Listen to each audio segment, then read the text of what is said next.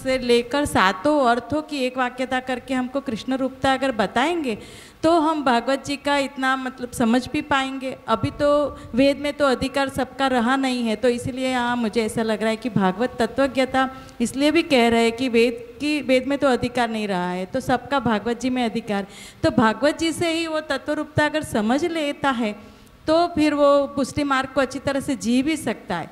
अगर नहीं समझ रहा है तो पुष्टि मार्ग को नहीं जी पाएगा, ऐसा मुझे लग रहा है। और दूसरा ये नहीं समझ, अभी हम देख ही रहे उसका विकृत स्वरूप की भागवत की तत्व रूपता नहीं समझने के कारण कैसे हो रहा है।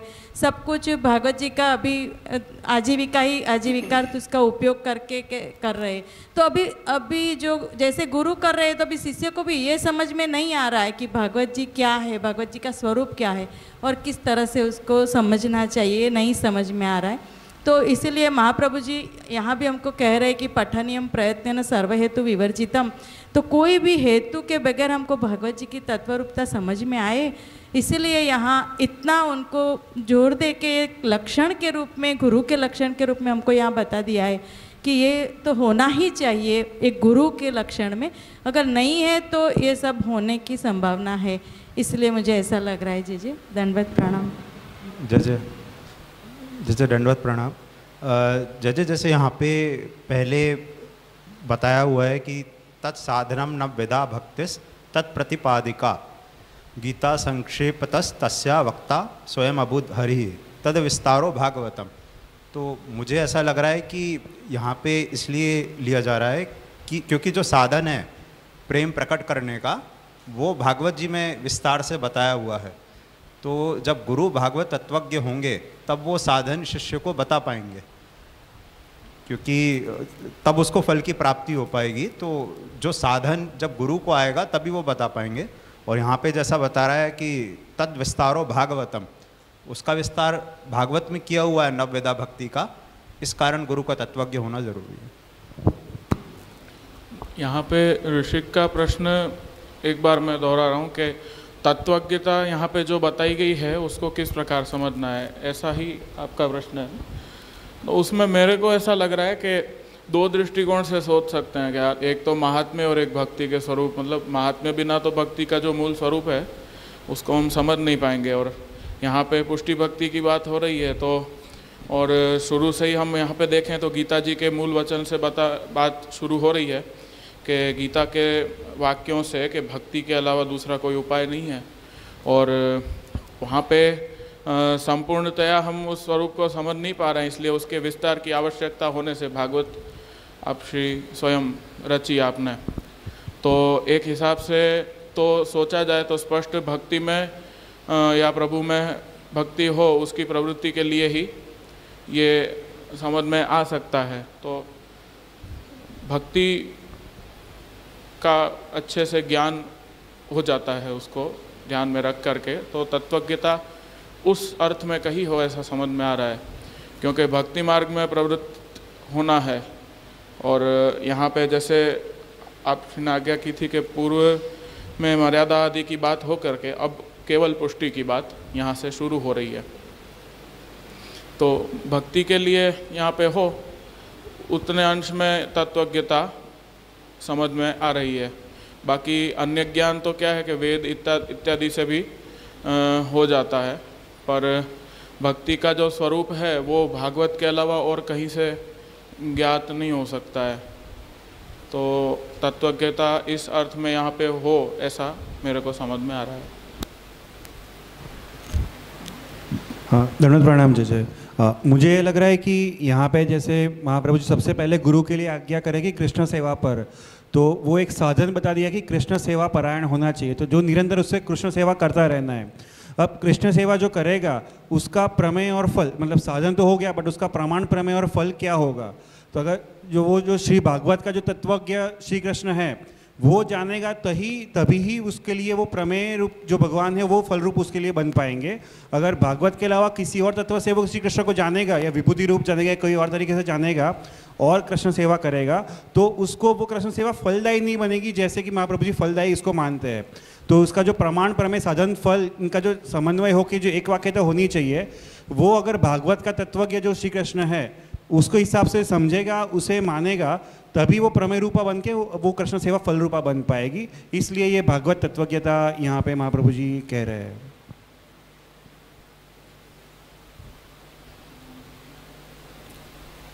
क्या विषय है, समाधान हुआ? हाँ, वैसे तो ये सभी जो बातें हैं वो ध्यान में रखने योग्य है ही, तो भी आप थोड़ा सा अगर इन सबको वो कंक्लूड करके और एक बार अगर, जैसे ये जो निबंध ग्रंथ है वो भागवत तत्वार्थ दीप निबंध, यही उसका नाम है। अब तत्वज्ञ मानो कि कोई गुरु परंपरा में है और उसे ये पता चले कि आचार्य चरण गुरु के अंदर ये योग्यता की अपेक्षा रखते हैं, तो उसे कम से कम भागवत तत्वार्थ दीप निबंध अच्छी तरह से पचा हुआ होना चाहिए, क्योंकि यहीं से उसके सभी रहस्य का ज्ञान होता है। शास्त्रार्थ गीतार्थ है, गीता का विस्तार भागवत है। कैसे तत्वज्ञ हुआ जा सकता है और भागवत जो 18,000 श्लोक में है उसमें तत्व क्या है, क्या खोजना है, वो हमें यहाँ से पता चलता है। अब जो वाक्य पद और अक्षर है उसके अर्थ जो सुबोधनी में वर्णित है या सूक्ष्म टीका में है, उनको अभी हम एक और रखें तो तत्व तो यहाँ पता चल जाता है। वो तत्व जिसमें से निकलता है वो पीछे 18,000 श्लोक का विस्तार है।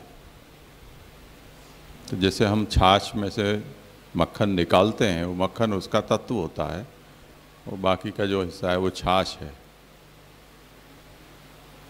उसे भी अपने जीवन काल में भगवत सेवा जैसे नित्य कर्तव्य है, उसी तरह से भागवत का पाठ पारायण, सुबोधिनी का स्वाध्याय, ये नित्य कर्तव्य के रूप में हर गुरुवंश का कर्तव्य है खुद के लिए। अब महाप्रभु ने तो जैसे आगे उपक्रम में निरूपण किया है कि मैंने इन सभी शास्त्रों का बारंबार विचार किया है, विचार्य च पुनः पुनः यदुक्तम हरिणा पश्चात संदेह विनिवृत्ते। और भगवान ने भी जो निर्णय दिया उसके साथ मैंने जो विचार किया था उसको मिलाकर भी मैंने उसे देखा, सोचा और उसके बाद ये बात मैं आप लोगों के हितार्थ में कह रहा हूँ। तो ये जो नवनीत निकाला है महाप्रभु ने, वो इसका तत्व है। इसे तो अब हम इसको भागवत के साथ जोड़ सकते हैं, तो ये इन ग्रंथ में आचार्य चरण के वचनों से वो बात न कहकर सीधी भागवत से भी हम ये सब बात कह सकते हैं, यदि इतना अभ्यास भागवत का हमें है। तो यहाँ कही गई हर एक बात, हर एक सिद्धांत वचन, उसका समानांतर भागवत का कोई न कोई वचन हमें मिल ही जाता है। उसके लिए ये जरूरी है कि हमें उतना भागवत का अभ्यास हो।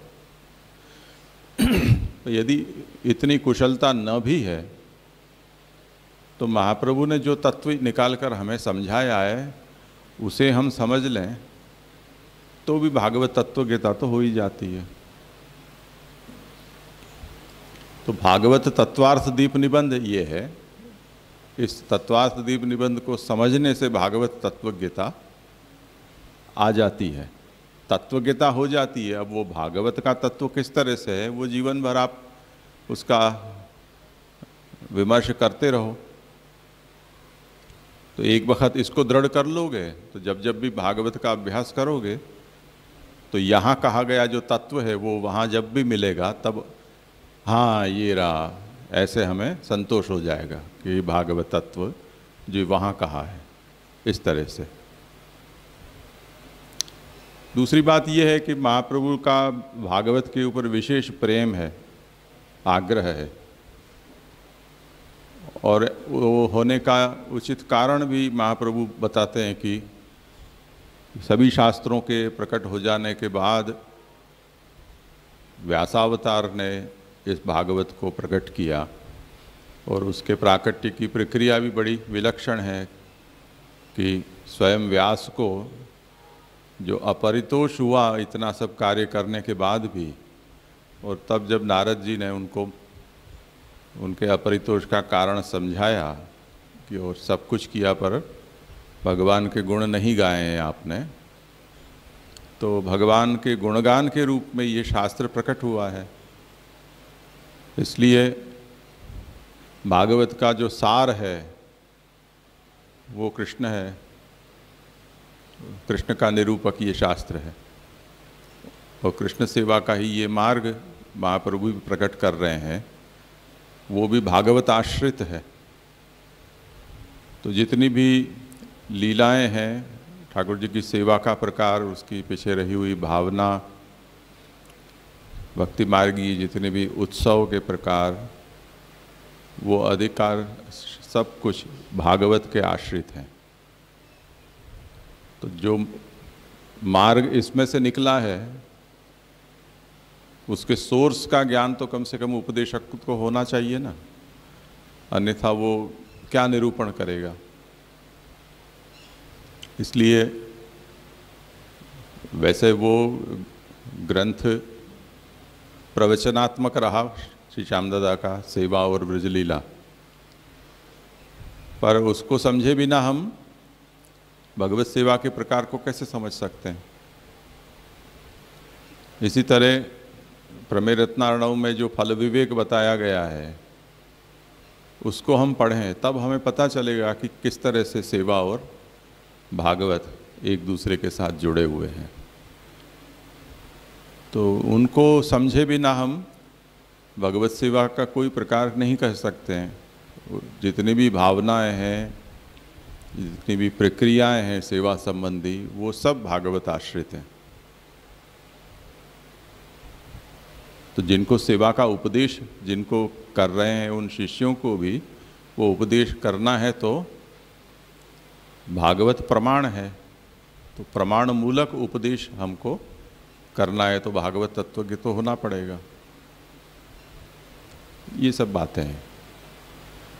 व्यवहारिक रूप से हमें इसको इस तरह से समझना चाहिए कि बहुत कुछ कार्य ऐसे होते हैं कि जिन कार्यों को हम करते हैं व्यवहार में, जैसे मैंने अभी संगीत का उदाहरण दिया था कि हम कुछ सुनते हैं और उसका अनुकरण करके कुछ भी गाते बजाते हो जाते हैं, पर उस तरह से जो गाना बजाना है वो जितना सुना है उतना ही हम कर सकते हैं।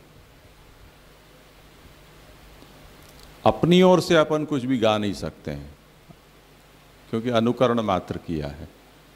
पर जब हम गाने की जो व्याकरण है उसका थोड़ा बहुत यदि हम अभ्यास कर लेते हैं तब फिर सुन कर गाने की आवश्यकता नहीं रहती है। तब फिर हम अपनी ओर से भी बिना सुने भी किसी पंक्ति है उसको गा सकते हैं। तो ये जो बात है वो तत्वज्ञता होने पर होती है। जो व्यावहारिक स्तर पर हम कुछ भी कर लेते हैं उसमें तत्वज्ञ नहीं होने पर भी काम चल जाता है, पर अन्यथा दूसरे में हमारी गति नहीं हो पाती है। तो तत्वज्ञता का ये लाभ है कि उसकी गति निर्बाध होती है। छोटी मोटी समस्याएं आती हैं तो उसको भी हम सुलझा सकते हैं।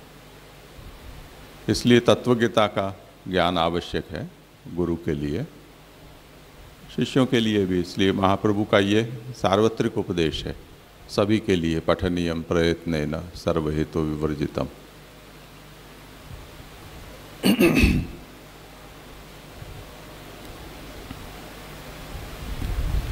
और कुछ विषय हो तो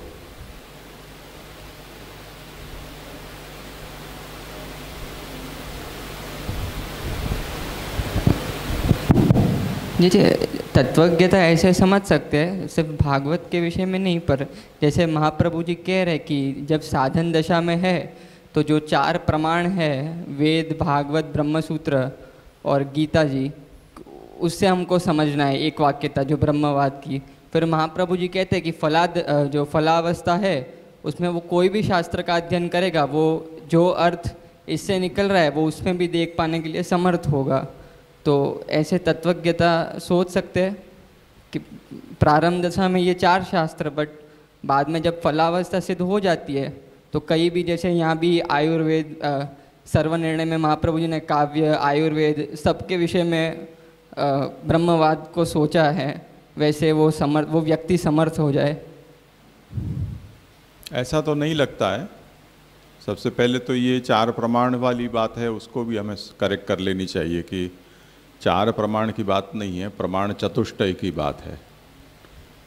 और चतुष्टय में भी ब्रह्मसूत्र के साथ साथ महाप्रभु ने कर्म मीमांसा सूत्रों को भी उसमें लिया है, इसलिए वो 4 वाली संख्या भी रहती नहीं है। सूत्र का एकवद भाव करते हुए महाप्रभु ने मीमांसा सूत्र को भी वहाँ लिया है। तो एक तो ये बात हमको सुधार लेनी चाहिए। दूसरा विषय ये है कि जब हम भागवत तत्वार्थ दीप निबंध पूरे को ही भागवत तत्वगीता के अंतर्गत ले रहे हैं, तब उसके उपक्रम में जो कही गई बात है वो तो आनुषंगिकी है, वो तो उसी में आ गई ना, उससे अलग थोड़ी है वो विषय। वो पर उद्देश्य यहाँ ये नहीं है। महाप्रभु आज्ञा ये कर रहे हैं, इस लक्षण की उपयोगिता क्या है उससे समझाते हैं कि सेवा च प्रमाण मूलैव पुरुषार्थ पर्यवसायिनी, अन्यथा मनसि अन्यद्विधाय अन्यथा करणे फल सिद्धि न इत्यभिप्रायेण आह श्री भागवत तत्वज्ञ। सेवा प्रमाण मूलिका होगी तो ही फल पर्यवसायिनी होगी। प्रमाण मूलिका न होकर मनकल्पित प्रकार से कुछ भी भगवत सेवा के नाम पर यदि आप कर रहे हैं, तब उस स्थिति में फल सिद्धि नहीं हो सकती। इसलिए सेवा को प्रमाण मूलिका बनाने के लिए भागवत तत्वज्ञता गुरु में आवश्यक है। तो महाप्रभु का सीधा अर्थ यहाँ ये है कि भगवत सेवा भागवत मूलिका है। भागवत में से भगवत सेवा हमें पता चली है। तो जब भी आप सेवा का उपदेश करोगे या आप स्वयं सेवा करोगे, तो आप जब तक भागवत को नहीं जानोगे तब तक उस सेवा जो प्रमाण मूलिका है वो नहीं हो पाएगी। ये मतलब है उसका, समझे ना। जैसे हमारे जीवन में जितनी भी घटनाएं प्रकृति में होती हैं, उसके पीछे कोई ना कोई सिद्धांत होता है। कहीं कुछ फिजिक्स का सिद्धांत काम करता है, कहीं केमिस्ट्री का करता है, कहीं बायोलॉजी का करता है, कोई गणित का करता है। कुछ न कुछ सिद्धांत है, बिना सिद्धांत के कुछ भी नहीं होता है। अब हम क्योंकि उस विषय में प्रश्न नहीं करते हैं, चल रहा है तो चल रहा है, इसलिए उसके पीछे क्या रहस्य है सैद्धांतिक, वो हम नहीं जान पाते हैं। पर अगर उस विषय का कोई भी जानकार आपके पास है, तो वो जो भी घटना हुई है उसके पीछे के रहस्य को वो बता देगा, उसके सिद्धांत को। वो तत्वज्ञ का काम है। हमें हमारा काम निकल जाए उतना ही बहुत है।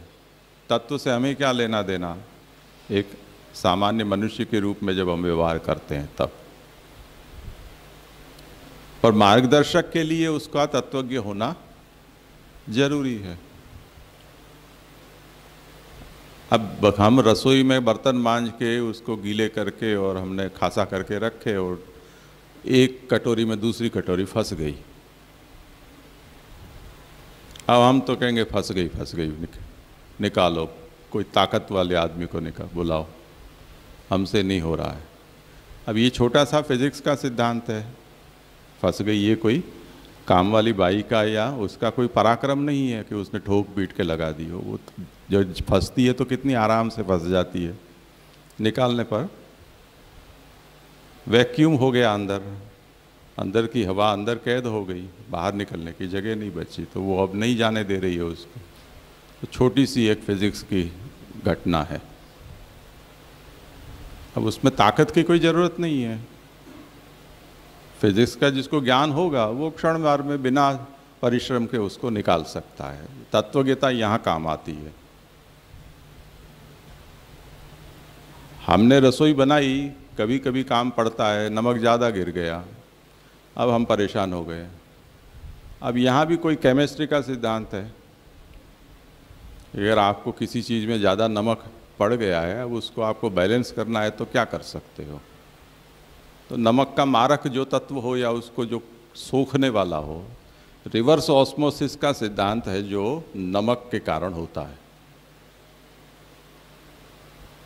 जो आरओ सिस्टम में काम करता है। वो किसी भी पदार्थ में नमक हम डालते हैं तो वो नमक उस पदार्थ के अंदर तक जाता है, अंदर की वस्तु को बाहर निकलता है, बाहर की वस्तु को अंदर डालता है। इसलिए आलू उबालते हैं, उसमें पहले नमक डाल देते हैं और तो जल्दी से सीज जाते हैं वो, क्योंकि अंदर तक उसकी पैठ हो जाती है। तो अब उसका मारण क्या हो सकता है, तो थोड़ा बहुत केमिस्ट्री का ज्ञान हो तो ये हो सकता है। हमारे लिए समस्या ये केमिस्ट्री वाली नहीं है, तत्वज्ञ है वो समझ सकता है कि इसका उपाय ये है।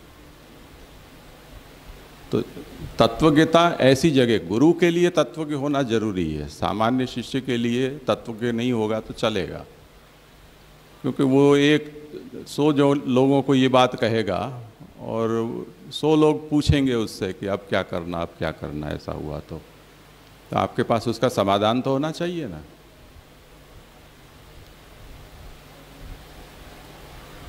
जैसे वो नारायण दास ब्रह्मचारी की भतीजी और उनका संवाद है, इतने बरसों से नारायण दास सेवा करते आ रहे हैं, अचानक उनको ऐसा कुछ दिमाग में सूझा कि हम रोज़ ठाकुर जी को सब समर्पण करते हैं, पर ठाकुर जी उसको स्वीकारते होंगे या नहीं स्वीकारते होंगे, ऐसी चिंता उनको अचानक हो गई। ये वो नारायण दास हैं कि जो महाप्रभु जी के पधारने की बधाई सुनते गरम खीर ठाकुर जी को भोग धर के और आचार्य जी के दर्शन के लिए चल पड़े थे। और सामने से आचार्य जी पधारे और पूछा क्या समय है, तो उन्होंने कहा कि आपके लिए क्या समय है, आपके लिए तो सब समय है। वो जब टेरा सरकाया तो ठाकुर जी गरम खीर के हाथ जो जल गए थे उसको छिड़क रहे थे। अब ये इस तरह से ठाकुर जी जो खीर अरोग रहे हैं, उस नारायण दास को ये चिंता हो गई कि ठाकुर जी हम समर्पण करते हैं, वो कैसे स्वीकारते होंगे। और भतीजी उनको समझाती है कि पत्रम पुष्पम फलम तोयम यो में भक्त्या प्रयच्छति तदहम भक्ति प्रेतम अश्नामि प्रेतात्मना। ये महाप्रभु जी से 5000 साल पहले ठाकुर जी खुद कहकर गए हैं और महाप्रभु ने ब्रह्म संबंध करवाया है, वो उनके द्वारा समर्पित हो, उनकी कहानी से आप भोग धर रहे हो, ठाकुर जी क्यों स्वीकार नहीं करेंगे। तो ये समाधान अब देखो, तत्वज्ञता यहाँ है भतीजी में, तो नारायण दास का वो समाधान कर पा रही है। तो तत्वज्ञता इन सब जगह पर काम आती है। तो गुरु के लिए तत्वज्ञ होना जरूरी है, अन्यथा वो प्रमाण मूला नहीं होने के कारण फल पर्यवसायिनी नहीं होगी, कहीं कहीं अटक जाती है गाड़ी। अभी कोई कल कह रहा था कि उनके दादी ठाकुर जी की सेवा करते थे और अब उनके शरीर में इतनी सब तकलीफ़ें हैं कि उत्तरावस्था में सामान्यतः सब कहते हैं कि हम भगवत भजन करेंगे ऐसा संकल्प करके और जीवन भर मजदूरी करते हैं। अब वो जो उत्तरावस्था पे आए हैं उनने ये सोचा कि भाई इतने साल सेवा की फिर भी हमारे शरीर की पीड़ा शांत नहीं हुई, ऐसे ठाकुर जी की सेवा करने से लाभ क्या, तो उन्होंने सेवा छोड़ दी। तो ठाकुर जी को यहाँ वैद्य डॉक्टर बनकर आए हैं क्या तुम्हारे पास कि जो तुम्हारे शरीर का इलाज करेंगे, तुम्हारे रोग का इलाज करेंगे। अब तत्वज्ञता हो तो ये बात समझ में आ सकती है कि भाई शरीर में होने वाली जो भी तकलीफ़ें हैं या लोक व्यवहार में होने वाली जो भी तकलीफ़ें हैं वो हमारे प्रारब्ध हैं, जिनको हमने पूर्व जन्म में किया है, उनको भोगने के लिए हम पैदा हुए हैं। वो हमारे किए हमको प्राप्त हो रहे हैं, उसमें ठाकुर जी क्या करें। और तुमने ठाकुर जी की सेवा इस संकल्प से की थी कि ठाकुर जी तुम्हारे दुखों को दूर करें, इसलिए तुम सेवा करो? क्या ये एग्रीमेंट आपने साइन किया था? ठाकुर जी ने सम्मति दी थी इस पर? तुमने तो महाप्रभु के वचन से, आत्मनिवेदन के भाव से ठाकुर जी के साथ में सेवा के लिए आए हो तुम, और फिर तुम ये अपेक्षा रखते हो कि भाई तुम्हारे शरीर का रोग ठाकुर जी दूर करें। ये प्रमाण का ज्ञान नहीं होने से, तत्वज्ञता न होने से पूरे जीवन भर की जो साधना है उसके ऊपर ऐसा पोतना फिर जाता है। माणावदर में एक थे कि एक महाशय ढाडी लीला करते थे। वो केशोद में जब प्रवचन हुआ और वहाँ ये ढाडी लीला का प्रसंग मेरे से ही ऐसे ही कुछ निकल गया मुंह से, क्योंकि वहाँ सौराष्ट्र में जो ढाडी लीला करते हैं उनका तो ये धंधा है, अच्छे खासे पैसे मिलते हैं उनको। 100-150 साल पहले ऐसा नहीं था, पर इन दिनों में बहुत बड़ा व्यवसाय हो गया है सौराष्ट्र में। तो मेरे से ऐसा निकल गया कि जैसे भागवत को ये लोगों ने अपना धंधा बना रखा है, कथाकारों ने, उस तरह से नाचने गाने वाले जो हैं उन लोगों ने कीर्तन और ढाडी लीला को अपना धंधा बना दिया है।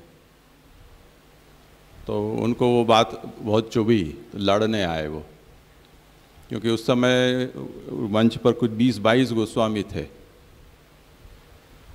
उनमें ऐसे भी थे कि जो ऐसे ढाडी लीला में उपस्थित रहते थे या आज्ञा भी देते थे ऐसी ढाडी लीला करने की। मैं तो सौराष्ट्र में कभी ऐसा रहा नहीं, न मैंने कभी कहीं ढाडी लीला ऐसी देखी, मैंने तो केवल सुना था। एक ढाडी लीला मैंने अपने जीवन में केवल देखी थी, और वो गए तब मैंने उनसे पूछा था, कालावाड़ में हुई थी वो ढाडी लीला। तो उस समय वो हमारा एक मित्र था जो इस मार्गदर्शक था, मर्जादी बापा। तो मैंने पूछा कि ये क्या होता है और तुम क्या करोगे? जब तक तुम मुझे कहोगे नहीं तब तक मैं उसमें उपस्थित नहीं हो सकता हूँ। ये क्या होता है? क्योंकि हमारे यहाँ कभी ऐसा कुछ देखा नहीं हमने। तो उसने उसकी पूरी प्रक्रिया समझाई कि ऐसा ऐसा होता है। वो ढाडी को थोड़ा विश्राम मिल जाए और कुछ पैसे जुट जाए, उसके लिए 1-2 कीर्तन गाता है। उसके बाद बीच में एक विदूषक आता है, गुजराती में जिसको रंगलो कहते हैं। वो आके और बीच में कुछ जोक सुनाता है, और फिर अब यमुना जी की भेंट बोलो, अब इसकी भेंट बोलो, अब ढीकने पूछड़े की भेंट बोलो, ऐसे भेंट बुलवाता है। और वो पैसे इकट्ठे करते हैं, इतनी देर में वो ढाडी ढाडण होते हैं, वो चाय पानी करके और वापस तैयार हो जाते हैं नाचने के लिए। फिर 1-2 कीर्तन नाच लेते हैं, फिर से वापस है। ऐसे सुबह तक चलता है, 5 बजे तक। अब 1-2 लाख रुपए इकट्ठा कर लेते हैं इतने में ये लोग। और उसमें हम लोगों का कमीशन भी होता है, वो मुझे तो नहीं पता था। उसमें हमारा भी कमीशन होता है, श्रीनाथ जी की भी भेंट होती है, गौशाला की भी होती है, उनके जो भी और कोई गुरु हो उनकी भी होती है। वहाँ जो सब मंडली बैठती है 20-22 जहाज पखावज वाले, उनको भी उनमें से कमीशन मिलता है। तो मैंने कहा ये धंधे में हम तो पार्टिसिपेट नहीं करेंगे, ये भगवत नाम है, इसमें ऐसा नहीं हो सकता है। तो ढाडी लीला आधे घंटे में पूरी हो जाएगी। अगर हम बिना पैसे के और बिना बीच में उछामणियाँ ये सब किए, जय जयकार किए हम करेंगे तो आधे घंटे में सिमट जाएगी। तो अच्छा, मैंने कहा तो ये अच्छी बात है, सुबह तक जगना नहीं, हम नींद कर पाएंगे। तो वो ढाडी लीला पता नहीं उस क्षेत्र में पहली ऐसी हुई कि जिसमें वो भेंट उछामणी कुछ भी बोली नहीं गई। उसके बाद मैं कभी कोई ढाडी लीला में नहीं रहा। तो ये प्योर धंधा है। अब देखो, ये भगवत सेवा में ठाकुर जी के सन्मुख राधाष्टमी पर परंपरा में कहीं जहाँ ढाडी ढाडन होते हैं वो ठाकुर जी के सन्मुख ये लीला का अभिनय करते हैं और उसके पद अपने यहाँ हैं। और उसका विकृत स्वरूप धीरे धीरे ये हो गया कि अब वो वहाँ के लिए एक तरह का ऐसा, वहाँ के लोग जो हैं वो इसको पुष्टिमार्गीय मुजरा बोलते थे। काठियावाड़ के जो वैष्णव परिवार के युवा सदस्य जो होते हैं वो ये बोलते हैं कि ये पुष्टिमार्गियों का मुजरा है। तो समझो कि लोग तो पता चल रहा है कि ये क्या गोरख धंधा है। अगर अयाचित रूप से बिना किसी पैसे की इन्वॉल्वमेंट, श्रद्धा भक्ति भाव से अगर आप ढाडी ढाडण बन के ठाकुर जी की ओर श्री स्वामी जी के गुण गाते या वृषभान जी के, नंदराई जी के, तो किसी को इस शब्द का प्रयोग करने की इच्छा नहीं होती। आपने खुद नहीं उसके माजना बिगाड़े। तो ऐसे अपशब्द का प्रयोग, ऐसी दिव्य लीला, अब उसमें जिन्होंने ये ढाडी के पद प्रकट किए, वो जो लीला का जिन्होंने साक्षात्कार किया, उनको कैसा लगता होगा जब ये सुनते होंगे कि इसकी ऐसी दुर्गति कर दी। तो उस वक़्त से उन्होंने ढाडी लीला करनी बंद की, ऐसी व्यावसायी की, किसी भी तरह की, सब तरह की बंद कर दी उन्होंने। कुछ समय बाद मुझे पता चला कि उनके यहाँ ठाकुर जी विराजते थे, मदन लाल स्वामी जी, और उनके बेटे वो मेरे परिचय में थे। वो ठाकुर जी की सेवा बहुत अच्छी तरह से करते थे। मैंने ही उनके यहाँ ठाकुर जी पधराए थे। उनका अचानक फ़ोन आया कि बापू जी ने 2 महीना थी सेवा बंद करी दी छे, ठाकुर जी ने गोखलामा मूकी दीधा छे। जो मर्यादी थे वो उन्होंने। मैंने कहा अरे ऐसे कैसे हो गया? तो खबर नहीं, एमनु भेजू फरी गयो छे, उनका दिमाग घूम गया है, और उन्होंने ठाकुर जी को ऐसे ही आले में बंद करके रख दिया है, ठाकुर सेवा नहीं करते। तो मैंने कहा मुझे ये समाचार देने के लिए फ़ोन कर रहे हो, उससे पहले जाकर ठाकुर जी को पधराओ, परिश्रम निवृत्त करो। तो कहा बापू जी के साथ अब हमारे ऐसे संबंध नहीं रहे कि हम सीधे जाकर ऐसा कर सकें। तो मैंने कहा चाँद को सो गए हो तब चोर के ले आओ, कुछ भी करो पर परिश्रम तो निवृत्त करो। तो કે એવું કરી શકાય? अरे કરી શું શકાય, કર્યા જ નહીં, આના સિવાય બીજું કાંઈ ન कराए। तब वो गए और पीछे जैसे तैसे वो ठाकुर जी पधरा कर लाए। अब ध्यान से देखो, वो भी 70-80 वर्ष की उम्र उनकी, इतने साल तक सेवा की, दाढ़ी बन बन के नाचे, गांव के गांव नाचे सबके सामने। और उस अवस्था में दशा क्या हुई, भेजा खराब हो गया। तो ये सब प्रमाण मूलिका नहीं होने के कारण, ये तत्वज्ञता का बोध नहीं होने के कारण ऐसे ऐसे सब कांड हो जाते हैं। तो तत्वज्ञता जरूरी है। ऐसे ये वहीं के माणावदर में ये बहुत से चमत्कार हुए हैं। वो एक बहुत अच्छे हमारे परिचित थे, उनके यहाँ भी मदन लाल स्वामी जी विराजते थे, वो भी मर्यादी कीर्तनिया। उनके यहाँ हम जब बहुत साल पहले, मैं 6-7-8 साल का रहा होऊंगा, तब माणावदर महाप्रभु जी के उत्सव पर हम लोगों को बुलाया था, तब गया था। उनके यहाँ हम खेलने जाते थे। तो वो अपने ठाकुर जी की सेवा करते, उस समय मुझे वहाँ बैठते उनके बगल में। वो भी हमको प्रेम से कहते कि आप हमको कुछ सिखाओ ऐसे। अब हम क्या सिखाएं, 7-8 साल के हों। तो वो ठाकुर जी को जगाते, भोग धर देते, पोड़ा देते। मदन लाल स्वामी जी विराजते, स्नान कभी नहीं कराते।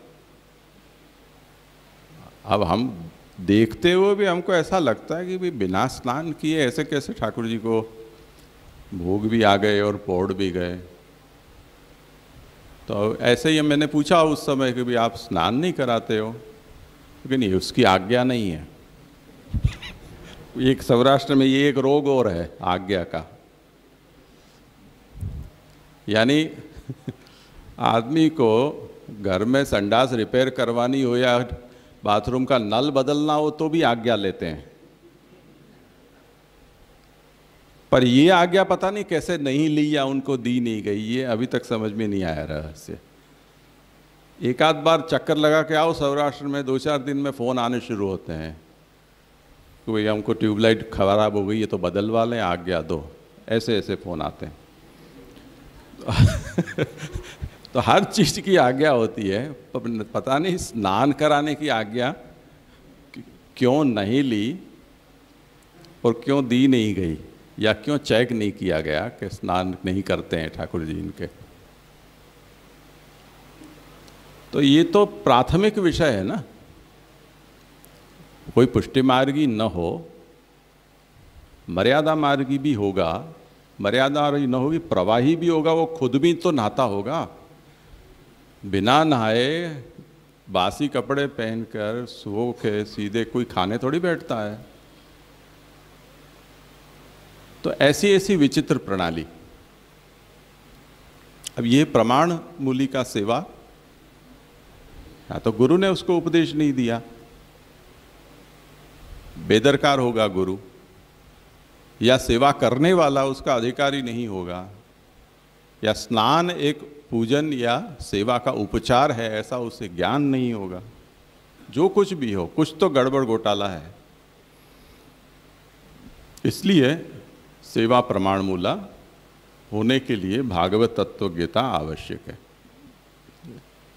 तो महाप्रभु यहाँ इस अभिप्राय से उस पर बहुत जोर दे रहे हैं। पुरुषोत्तम जी ने विवेचन में भी इस पर अच्छा खासा किया है, आगे भी कर रहे हैं, किस तरह से किन किन चीज़ों की इसमें आवश्यकता है और भगवत सेवा प्रमाण मूला होनी भागवत से कैसे है, तो उसका सब प्रमाण यहाँ पर दिए हैं।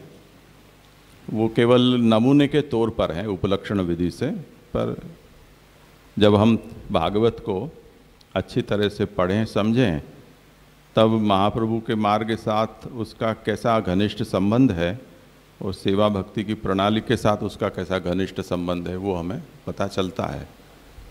तो अब फिर हमें ऐसा लगता है कि उसके बिना कोई गति नहीं है। आप लोगों के पास ये सेवा और ब्रजलीला हो तो उसको भी आप पढ़ना, और प्रमेय रत्नार्णव पर लिखी गई जो प्रमेय रत्न संग्रह है उसका फल विवेक है, उसे पढ़ोगे तो उससे भी ये बात थोड़ी बहुत स्पष्ट हो सकती है। ठीक है। दूसरा जो प्रश्न यहाँ पर ये है कि ये जो गुरु का लक्षण और शिष्य दोनों का लक्षण यहाँ पे बताया, तो अब जैसे कोई भी शिष्य होगा जब भी वो मार्ग में प्रवेश करेगा तो वो व्यक्ति के सामने ये जो लक्षण या फिर ये जो है वो तब तो उपलब्ध नहीं होगा क्योंकि उसने इसका ये ग्रंथ का अभ्यास नहीं किया है। तो इसको फिर प्रैक्टिकल लेवल पर जो भी कोई नया शिष्य मार्ग में प्रवेश करता है तो उसके लिए क्या इसका वो रह जाएगा इम्पोर्टेंस? ये बात है कि जो संप्रदाय है वो कितना जागरूक है उसके ऊपर ये निर्भर करता है। यानी ये बात महाप्रभु ने सर्वनिर्णय प्रकरण के साधन प्रकरण में ऐसा समझो कि 227वीं कारिका पर ये बात कही गई है कि गुरु का लक्षण क्या होता है। अब इतना यदि संप्रदाय कोई पढ़ लेता है 227वें श्लोक तक, फिर तो वो गुरु का भी पढ़ाने लायक हो जाता है। क्योंकि यदि हम वर्तमान में देखें तो इन ग्रंथों को तो कोई गुरु पढ़ते नहीं है। किसी को भी देख लो, आप एकाध कारिका का अर्थ पूछ कर देखोगे तो पता चल जाएगा कि कोई गुरु पढ़ता नहीं है इसको।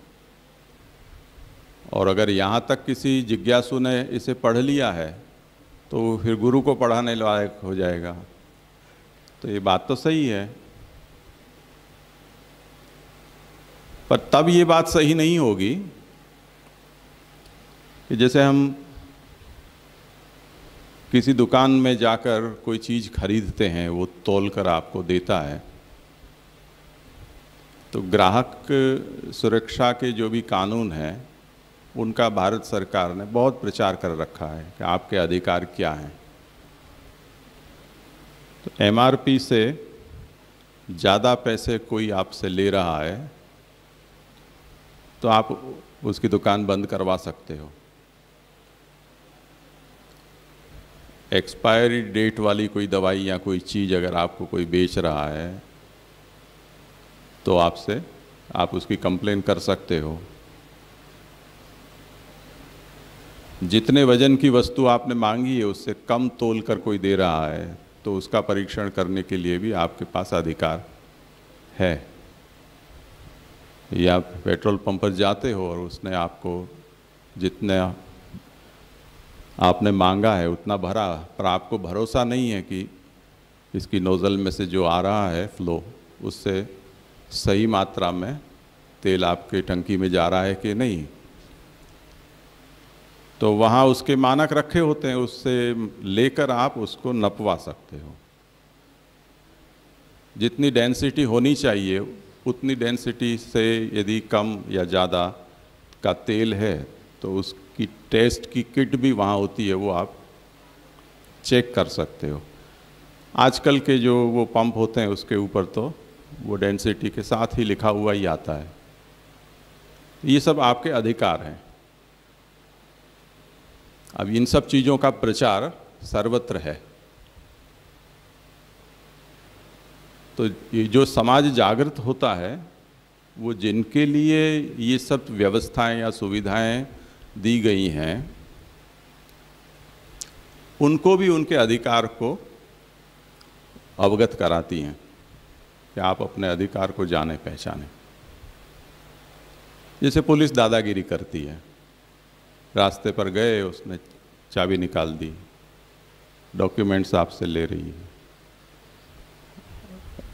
सरकार कहती है कि ऐसा कोई डॉक्यूमेंट किसी को देना आवश्यक नहीं है, कोई नहीं ले सकता है। बिना परमिशन के, इंटरोगेशन के या कोर्ट के आदेश के कोई पुलिस किसी को डंडा नहीं लगा सकती है। आपका अधिकार है, भले ही अपराध 100 अपराध क्यों न किए हों। अब इन सब चीज़ों को प्रचारित किया गया जिससे कि आपको अपने अधिकार पता चले। इसी तरह पुष्टि संप्रदाय है तो संप्रदाय को इन चीज़ों को प्रचारित करना चाहिए कि ये हमारा संप्रदाय, ये हमारे पूर्वाचार्य मूल आचार्य हैं, उनके ये आदेश हैं और इसके अनुसार आपको ये करना है। अगर उसमें आप फेल हो तो वो आप स्वयं अपने संप्रदाय के आचार्य के प्रति वफादार नहीं हो, ये सिद्ध होता है। और ऐसा ही हुआ भी। जब 1996 में जूनागढ़ का हवेली का केस सुप्रीम कोर्ट में गया, उस समय श्री श्यामदादा ने ये कहा कि इतने सालों से सुप्रीम कोर्ट में पुष्टि मार्ग के केस जाते हैं और हर बार नाथद्वारा का उदाहरण लेकर आंख मीच के कोर्ट पुष्टि मार्ग के विरुद्ध जजमेंट देती जा रही है। और उसका कारण ये है कि हमने कभी भी कोर्ट को पुष्टि मार्ग के सिद्धांतों से अवगत नहीं कराया है। तो पुष्टि मार्ग का सिद्धांत क्या है ये जाने बिना कोर्ट पुष्टि मार्ग के विरुद्ध आचरण करने के लिए हमको बाध्य करती है, जबकि हमारा जो मूलभूत अधिकार है कानून से प्राप्त कि हर एक भारतीय को अपनी धर्म परंपरा के सिद्धांतों को पालने का उसका मौलिक अधिकार है और वो उससे कोई छीन नहीं सकता है। पर हम अपने जो मौलिक अधिकार प्राप्त है वो सिद्धांत को कोर्ट को कहेंगे ही नहीं तो कोर्ट को कैसे पता चलेगा। तो हमें अपने सिद्धांत कोर्ट को समझाने चाहिए। इसलिए एक संयुक्त घोषणा पत्र लिखा गया और उसमें हमारे जो सिद्धांत हैं आचार्य चरणों के, उन सब सिद्धांतों को लिखकर एक सभा बुलाई गई बम्बई में, सूरत वालों का जो मंदिर था उसमें, भूलेश्वर में, और उसमें सब लोगों के हस्ताक्षर हुए। उसमें ये कृष्ण सेवा परम वीक्ष्य दंभादि रहित नरम, ये श्लोक भी उसमें लिखा गया था। क्योंकि सभी सिद्धांत बताने थे तो प्राथमिक सभी विषयों के सिद्धांत में महाप्रभु के वचनों से वो घोषणा पत्र तैयार हुआ। उस समय तो सभी लोगों ने हस्ताक्षर कर दिए। अब वो सभा पूरी हुई और सब घर आए, हम श्यामदादा के यहाँ बैठे हुए थे, उतने में 2 गोस्वामी सूरत के वहाँ आए। अब वो आए तो आए, फिर थोड़ी देर चुप रहे, पीछे उन्होंने एक ने दूसरे को कहा, अबे क्यों जे कहवानु हुए थे? तो वो उसने पहले वाले को कहा, आपज क्यों न? ना ना क्यों, तमें क्यों? ऐसे रकझक चलती रही उनकी। फिर वो थोड़ी देर उठकर और बाहर गए, जूते चप्पल उतारते हैं वहाँ कुछ खुसर पुसर करके और आए वापस। और आने के बाद कहा कि ये जो सब कहा है वो सब तो सही है, पर ये जो गुरु के लक्षण वाली बात इसमें लिखी है वो आप इसमें से निकाल दो, क्योंकि वरना तो ये जो चेले हमारे माथे चढ़ बैठेंगे, सब लोग जान जाएंगे कि गुरु के ये लक्षण है, महाप्रभु ने कहे हैं। तो ये वचन इसमें से आप निकाल दो तो हमारी इसमें सहमति है। अब वो भी आए थे, वो जो सभा में अध्यक्ष रूप में बने थे उनके प्रतिनिधि के रूप में। अध्यक्ष थे पोरबंदर वाले गोविंद राय जी महाराज जी, उनके प्रतिनिधि रूप में ये दो सूरत के गोस्वामी आए। उन्होंने कहा कि भाई ये हो तो अब अध्यक्ष ही ये खुद का समर्थन हटा दे तो फिर वो प्रस्ताव ही पूरा फेल हो जाता है। अब हम क्या कर सकें? श्यामदास ने कहा ठीक है, आप ये तो मुख्य वचन है, आधारभूत वचन है। महाप्रभु भी तत्र आदितः साधनान्याः, उसमें सबसे पहला साधन ये बता रहे हैं महाप्रभु। सेवा तो जब होगी तब की बात तब है, सबसे प्रथम तो ये है। अब यहीं पर आप इस सिद्धांत को इसमें से निकालने की बात कर रहे हो तो आपकी स्वयं की आस्था महाप्रभु के वचनों पर नहीं है, ये सिद्ध हुआ। तो કે આ તો આપણા માટે બહુ વિપરીત થઈ જશે જો આ વચન બહાર આવી જશે तो वो सभा, वो संयुक्त घोषणा पत्र फेल हो गया। सुप्रीम कोर्ट में उसकी प्रस्तुति आधिकारिक रूप से नहीं हो पाई। तो आप ध्यान से देखो कि कैसी प्रक्रिया चलती है। तो जो भी सिद्धांत हमको अपने व्यवहार में आड़े आते हैं ऐसा लगता है या हमको रोकने वाले हैं, उन सबको आप काटते जाओगे तो फिर बचा क्या? तो आप पुष्टि मार्ग को विकृत करने के बजाय आप अपना मार्ग क्यों नहीं चला लेते हो? जो है उसको जैसा है ऐसा रहने दो, आप अपने नाम पे चलाओ संप्रदाय, आपको कौन मना करता है? इतने सब संप्रदाय फूट निकले हैं, उसमें 2 4 5 और फूट जाए, उसमें क्या फर्क पड़ेगा? चेले तो मिल जाएंगे, उसकी गारंटी है, क्योंकि इतना ही उल्टे पुल्टे काम करते हो फिर भी कोई आपके पांव पूजना बंद नहीं करता है, तो डरो मत, अपने नाम पे चलाओ। देखो वृंदावन में हर गली में ऐसे जगत गुरु रहते हैं, जगत गुरु रहते हैं, गली गली में जगत गुरु है। और उनके एक बहुत ही आलीशान आश्रम और संस्थाएं चलती हैं, खुद भी बहुत ही वैभवी जीवन जीते हैं, अच्छी प्रतिष्ठा, प्रचार, पैसा सब कुछ है। और वहाँ 6 महीने में कथा का कोर्स हो जाता है, 1 महीने का भी कोर्स होता है। आपको कथाकार बनना है तो वहाँ सब इश्तेहार लगे हुए होते हैं बिजली के खंभों पर, 1 महीने में भागवत कथा करना सीखें। तो महीने दिन में तो आप कथाकार हो जाते हो, बस फिर एक कैमरा की ज़रूरत है और इंटरनेट कनेक्शन की। आपकी क्लिप वायरल करो, थोड़े दिन में आपको कथाएं मिलनी शुरू हो जाएंगी। और 2 4 5 कथा हुई, यजमान को आपने संतुष्ट किया नहीं, फिर आप इंटरनेशनल कथाकार हो जाओगे। तो ये तो बहुत सरल रास्ता है आज की तारीख में। तो अब ये सब बातें कहाँ तक कब तक छिपाओगे? अब इसका ये जो प्रश्न है कि ये कृष्ण सेवा परम वीक्ष्य और ये सब गुरु शिष्य के लक्षण है, वो शिष्य को कैसे पता चलेगा, नवीन शिष्य को, कि मुझे कैसे को गुरु बनाना चाहिए, इस विषय में पुष्टि मार्ग का सिद्धांत क्या है? तो वो बात सही है, शिष्य को, आने वाले नवीन व्यक्ति को ये पता नहीं चल सकता है, पर संप्रदाय की ये जिम्मेवारी है कि वो इस विषय में जागरूकता रखे।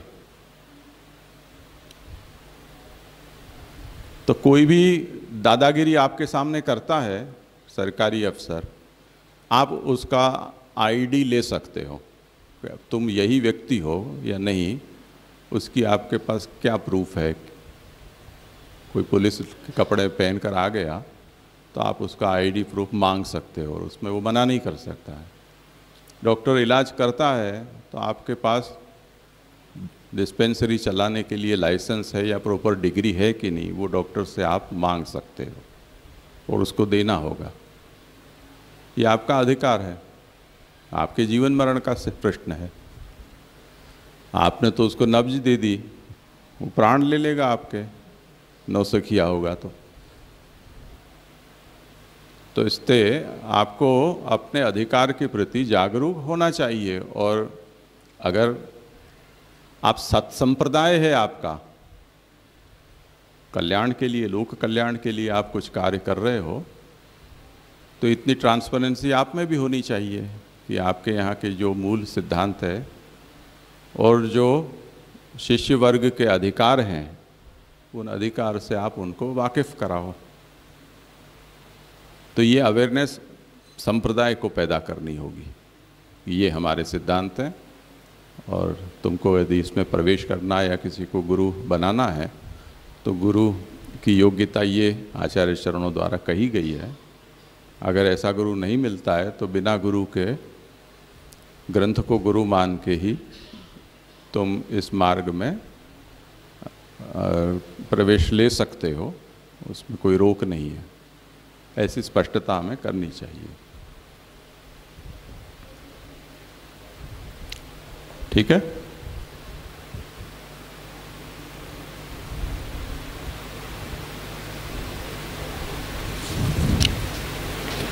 तो गुरु यदि उपलब्ध नहीं होते हैं तब आचार्य चरण को ही गुरु मानकर भगवत स्वरूप को पधरा कर, जहाँ कोई प्रतिबंध न हो, ऐसे स्थान पर रहकर और उनकी सेवा बिना किसी प्रतिष्ठा के की जा सकती है।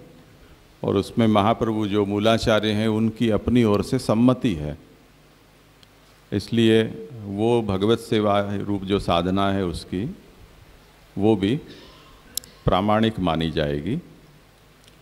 और ऐसे में ये संशय भी नहीं रखना चाहिए कि प्रतिष्ठा रहित ऐसे ही भगवत सेवा करने पर वो सेवा मान्य होगी या नहीं होगी, क्योंकि तत्व के विचार से सब कुछ भगवद रूप होने से और मूर्ति रूप में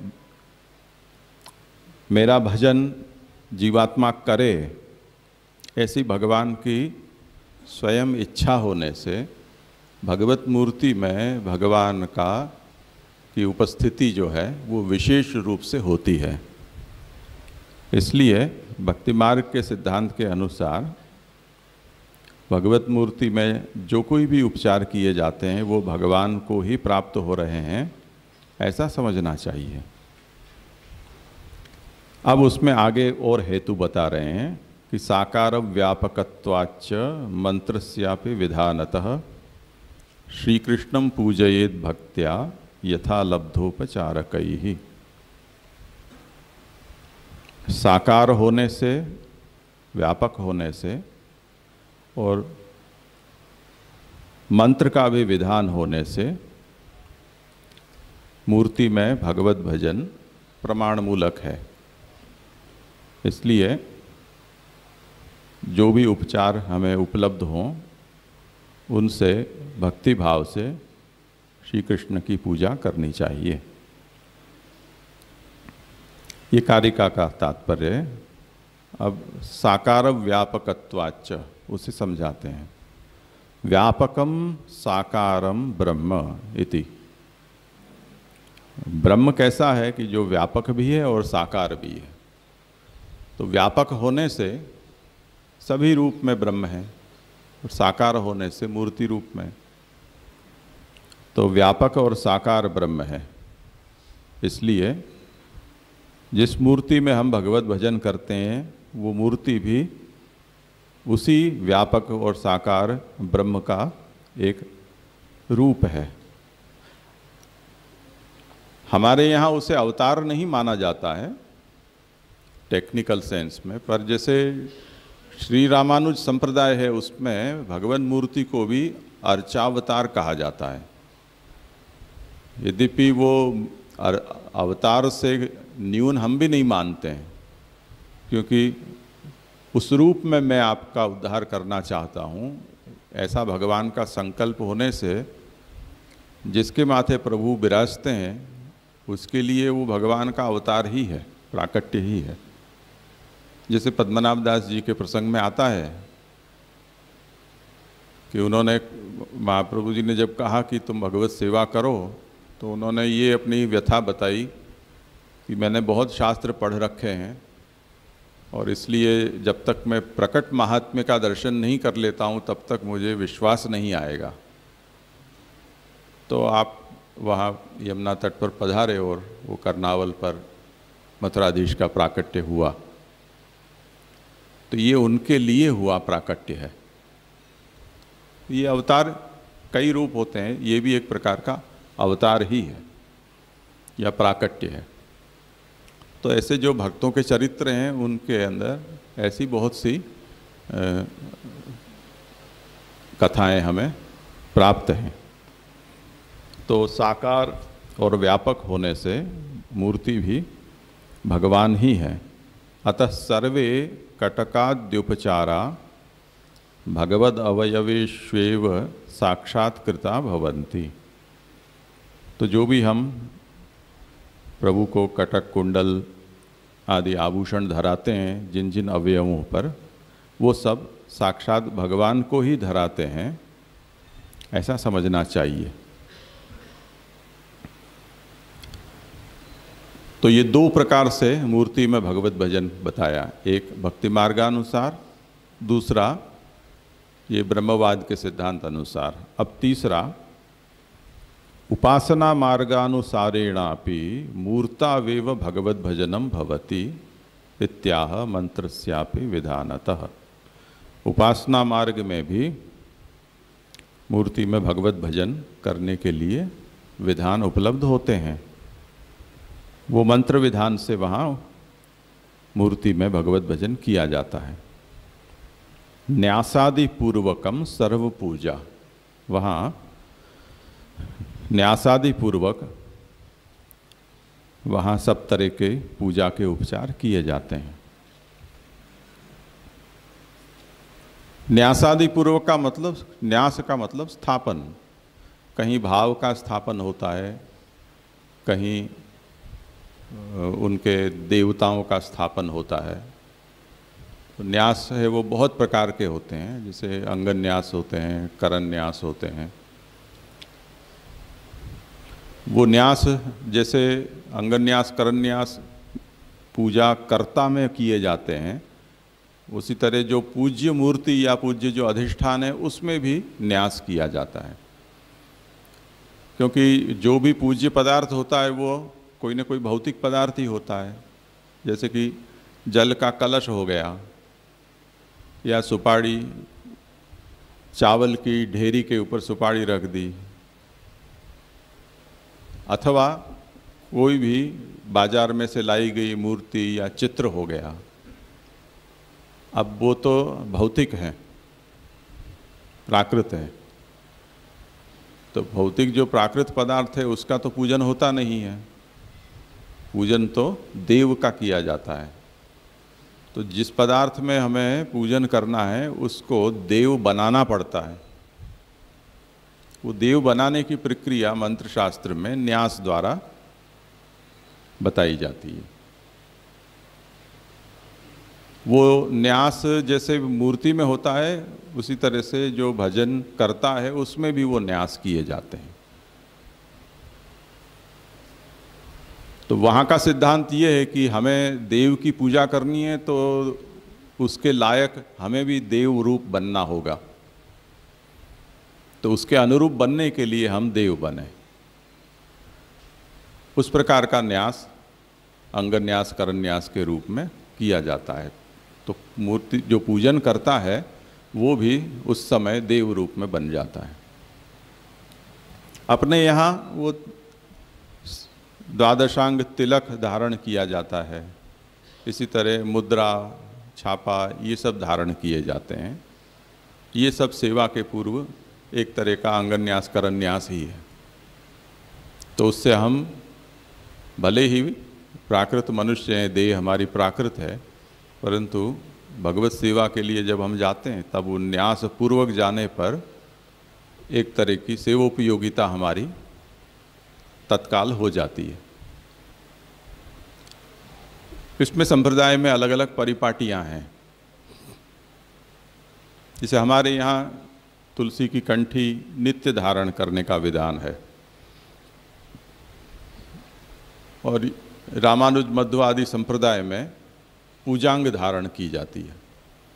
तो जब पूजा करने बैठे हैं उस समय वो कंठी धारण करते हैं, उसके बाद उसको बड़ी कर लेते हैं।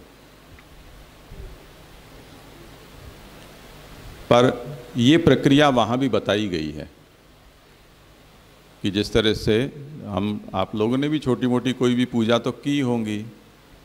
वरुण का कलश ले लेते हैं, उसमें आम के पत्ते रख देते हैं, बीच में श्रीफल धर देते हैं, उसमें सुगंधित पदार्थ पधरा देते हैं और सभी मंत्रों के द्वारा विभिन्न देवताओं का उसमें आवाहन किया जाता है। अब वो देव रूप हो गया। इसी तरह गणेश का पूजन करना है तो सुपारी की ढेरी, वो चावल की ढेरी पर सुपारी रख दी और वहाँ पर उसमें गणेश का आवाहन कर दिया और सभी उपचार वहाँ कर दिए। इस तरह से मंत्र विधान से भी न्यास द्वारा मूर्ति में पूजन का विधान है, और इसीलिए उसमें नित्यानित्य दोनों प्रकार हैं। चल मूर्ति हो तो उसमें वैकल्पिक व्यवस्था है, यानी आप चाहें तो उसमें नित्य पूजा करें तो नित्य फिर आवाहन आदि की आवश्यकता नहीं है। यदि आप नित्य पूजा नहीं कर रहे हैं तो पूजन के बाद विसर्जन कर दें, दोबारा जब करें पूजन तब फिर से उसमें आवाहन करके और न्यास कर दें देवता का। अचल मूर्ति हो तो सामान्यतया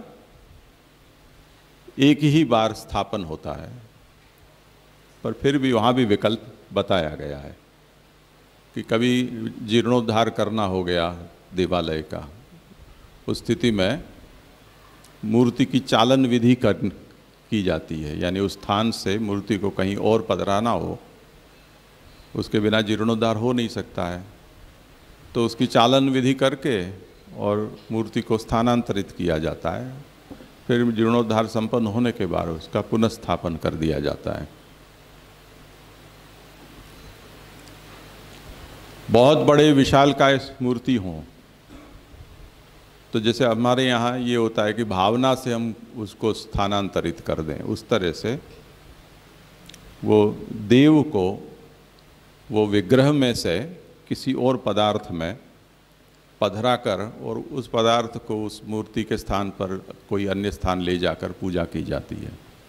जैसे आप अभी कल शायद समाचार आए थे कि वो 4 धाम में केदारनाथ बद्रीनाथ के पट बंद हुए। ठंड के दिन में बंद हो जाते हैं 6 महीने के लिए। तो बद्रीनाथ जी जोशीमठ आ जाते हैं और जो केदारनाथ है वो शायद तुंगनाथ में चले जाते हैं या कहीं और चले जाते हैं। तो वहाँ 6 महीने पूजा बंद हो जाती है। अब वो तो अचल स्वरूप है। तो बद्रीनाथ जी की सेवा वो चालन विधि से जोशीमठ में पधरा कर जोशीमठ में की जाती है, क्योंकि वहाँ बर्फ कम होती है। तो ये सब प्रक्रिया शास्त्र में वर्णित है, और इसीलिए जब कभी ऐसा संकट आ जाता है, जैसे सोमनाथ के ऊपर बार बार वो मोहम्मद घोरी आता था तोड़ने के लिए और वो तोड़ जाता था, वो शिवलिंग को भी खंडित कर देता था, तब उस समय लोग ऐसा उपहास भी करते थे कि आपका भगवान कैसा कमज़ोर है कि जिसको मोहम्मद घोरी की तलवार से वो टुकड़े हो जाता है। अब सच बात ये है कि उन मूर्खों को ये पता नहीं है, वो उस शिवलिंग है उसको, जो भौतिक पदार्थ है उसको भगवान कह रहे हैं, पर भगवान को कभी किसी ने खंडित नहीं किया, कोई छू नहीं पाया है, कोई जला नहीं पाया है। जब जब भी ऐसा संकट आता था तब उस विग्रह में से देव को विसर्जित करके दूसरे में पधरा कर और उनकी पूजा सुरक्षित रूप से एकांत में की जाती थी। अब जो यहाँ बचा वो तो शून्य देवालय है, आत्मा रहित शरीर है केवल, उसको कोई भी तोड़ो कुछ फर्क नहीं पड़ता है, वो भगवान थोड़ी है। तो पुराने समय में ये रास्ता उसका निकाला जाता था। यहाँ चुनार में जो वामन जी का चरण चुनार के किले में है, महाप्रभु जी की जो बैठक है अडेल की उसके पास में, वहाँ भी वो औरंगज़ेब के आदेश से उसको ध्वस्त करने के लिए कहा, तब उन्होंने उसे विसर्जित कर दिया गंगा में। यानी मूल जो पद है वो सुरक्षित रहा, विष्णु पद था वो। तो ऐसा सर्वत्र हुआ है। अब ये देखो मंत्र का विधान है, अब आपने वहाँ फिर से मंत्र विधान से देव की प्रतिष्ठा की, अब वो फिर से देव वहाँ उपस्थित हैं। तो वल्लभ भाई पटेल ने और मिलकर और फिर से सोमनाथ का पुनरुद्धार कर दिया, तो महादेव जी वापस आकर विराज गए वहाँ। ऐसे तो कहने का मतलब ये है कि मूर्ते है भगवत्वम त्रेधा निरूपयति, 3 प्रकार से। उसमें प्रथम भक्ति मार्गीय प्रकार से कि भगवान ये संकल्प के साथ उस भक्त के यहाँ पधारते हैं कि मैं इस रूप में इसका उद्धार करना चाहता हूँ, तब भक्त उस रूप में भगवान का भजन करता है, तो वो भगवान का ही भजन किया माना जाता है। दूसरा ब्रह्मवाद का सिद्धांत है कि ब्रह्म व्यापक साकार होने से, व्यापक होने के कारण सर्वरूप है, साकार होने के कारण मूर्ति रूप भी है, तो वो भी ब्रह्म ही है, तो उसका भी वो भजन करते हैं। तो ब्रह्मवाद के सिद्धांत के अनुसार भी हो सकता है। और तीसरा मंत्र विधान से। जी एक प्रश्न था, ये यहाँ ऐसा आया कि तदभावे स्वयं वापी, तो यहाँ तो एक प्रोसेस दिखा रहे कि गुरु उपलब्ध नहीं है, तो जो भी भक्त है तो वो प्रभु की मूर्ति पधरा के स्वयं उनकी बुद्धि स्थापित करके सेवा शुरू करे, और उसके लिए 3 उपाय बताए। तो जो पहले 2 उपाय नहीं है, 3 प्रकार से वो उसकी साबिती की कि हाँ। मूर्ति में भगवान है, ऐसी हाँ। 3 प्रकार से साबिती की।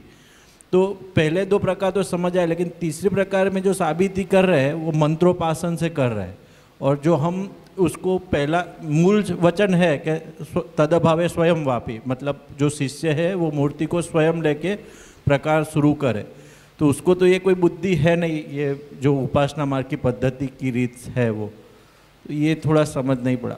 मतलब प्रतिष्ठा भी नहीं होती है, जैसे गुरु के पास से हम प्राप्त करें तो मंत्र आदि से, जो भी सांप्रदायिक परिपाटी है उससे, मंत्रों से या भाव से प्रतिष्ठा होती है स्वरूप की। लेकिन ये जो 3 प्रकार की जो साबिती बताई, उसमें तीसरा प्रकार जो है और जो हम मूल वचन को व्याख्यायित कर रहे हैं, वो मेरे को थोड़ा समझ नहीं है। किसी को करना हो समाधान तो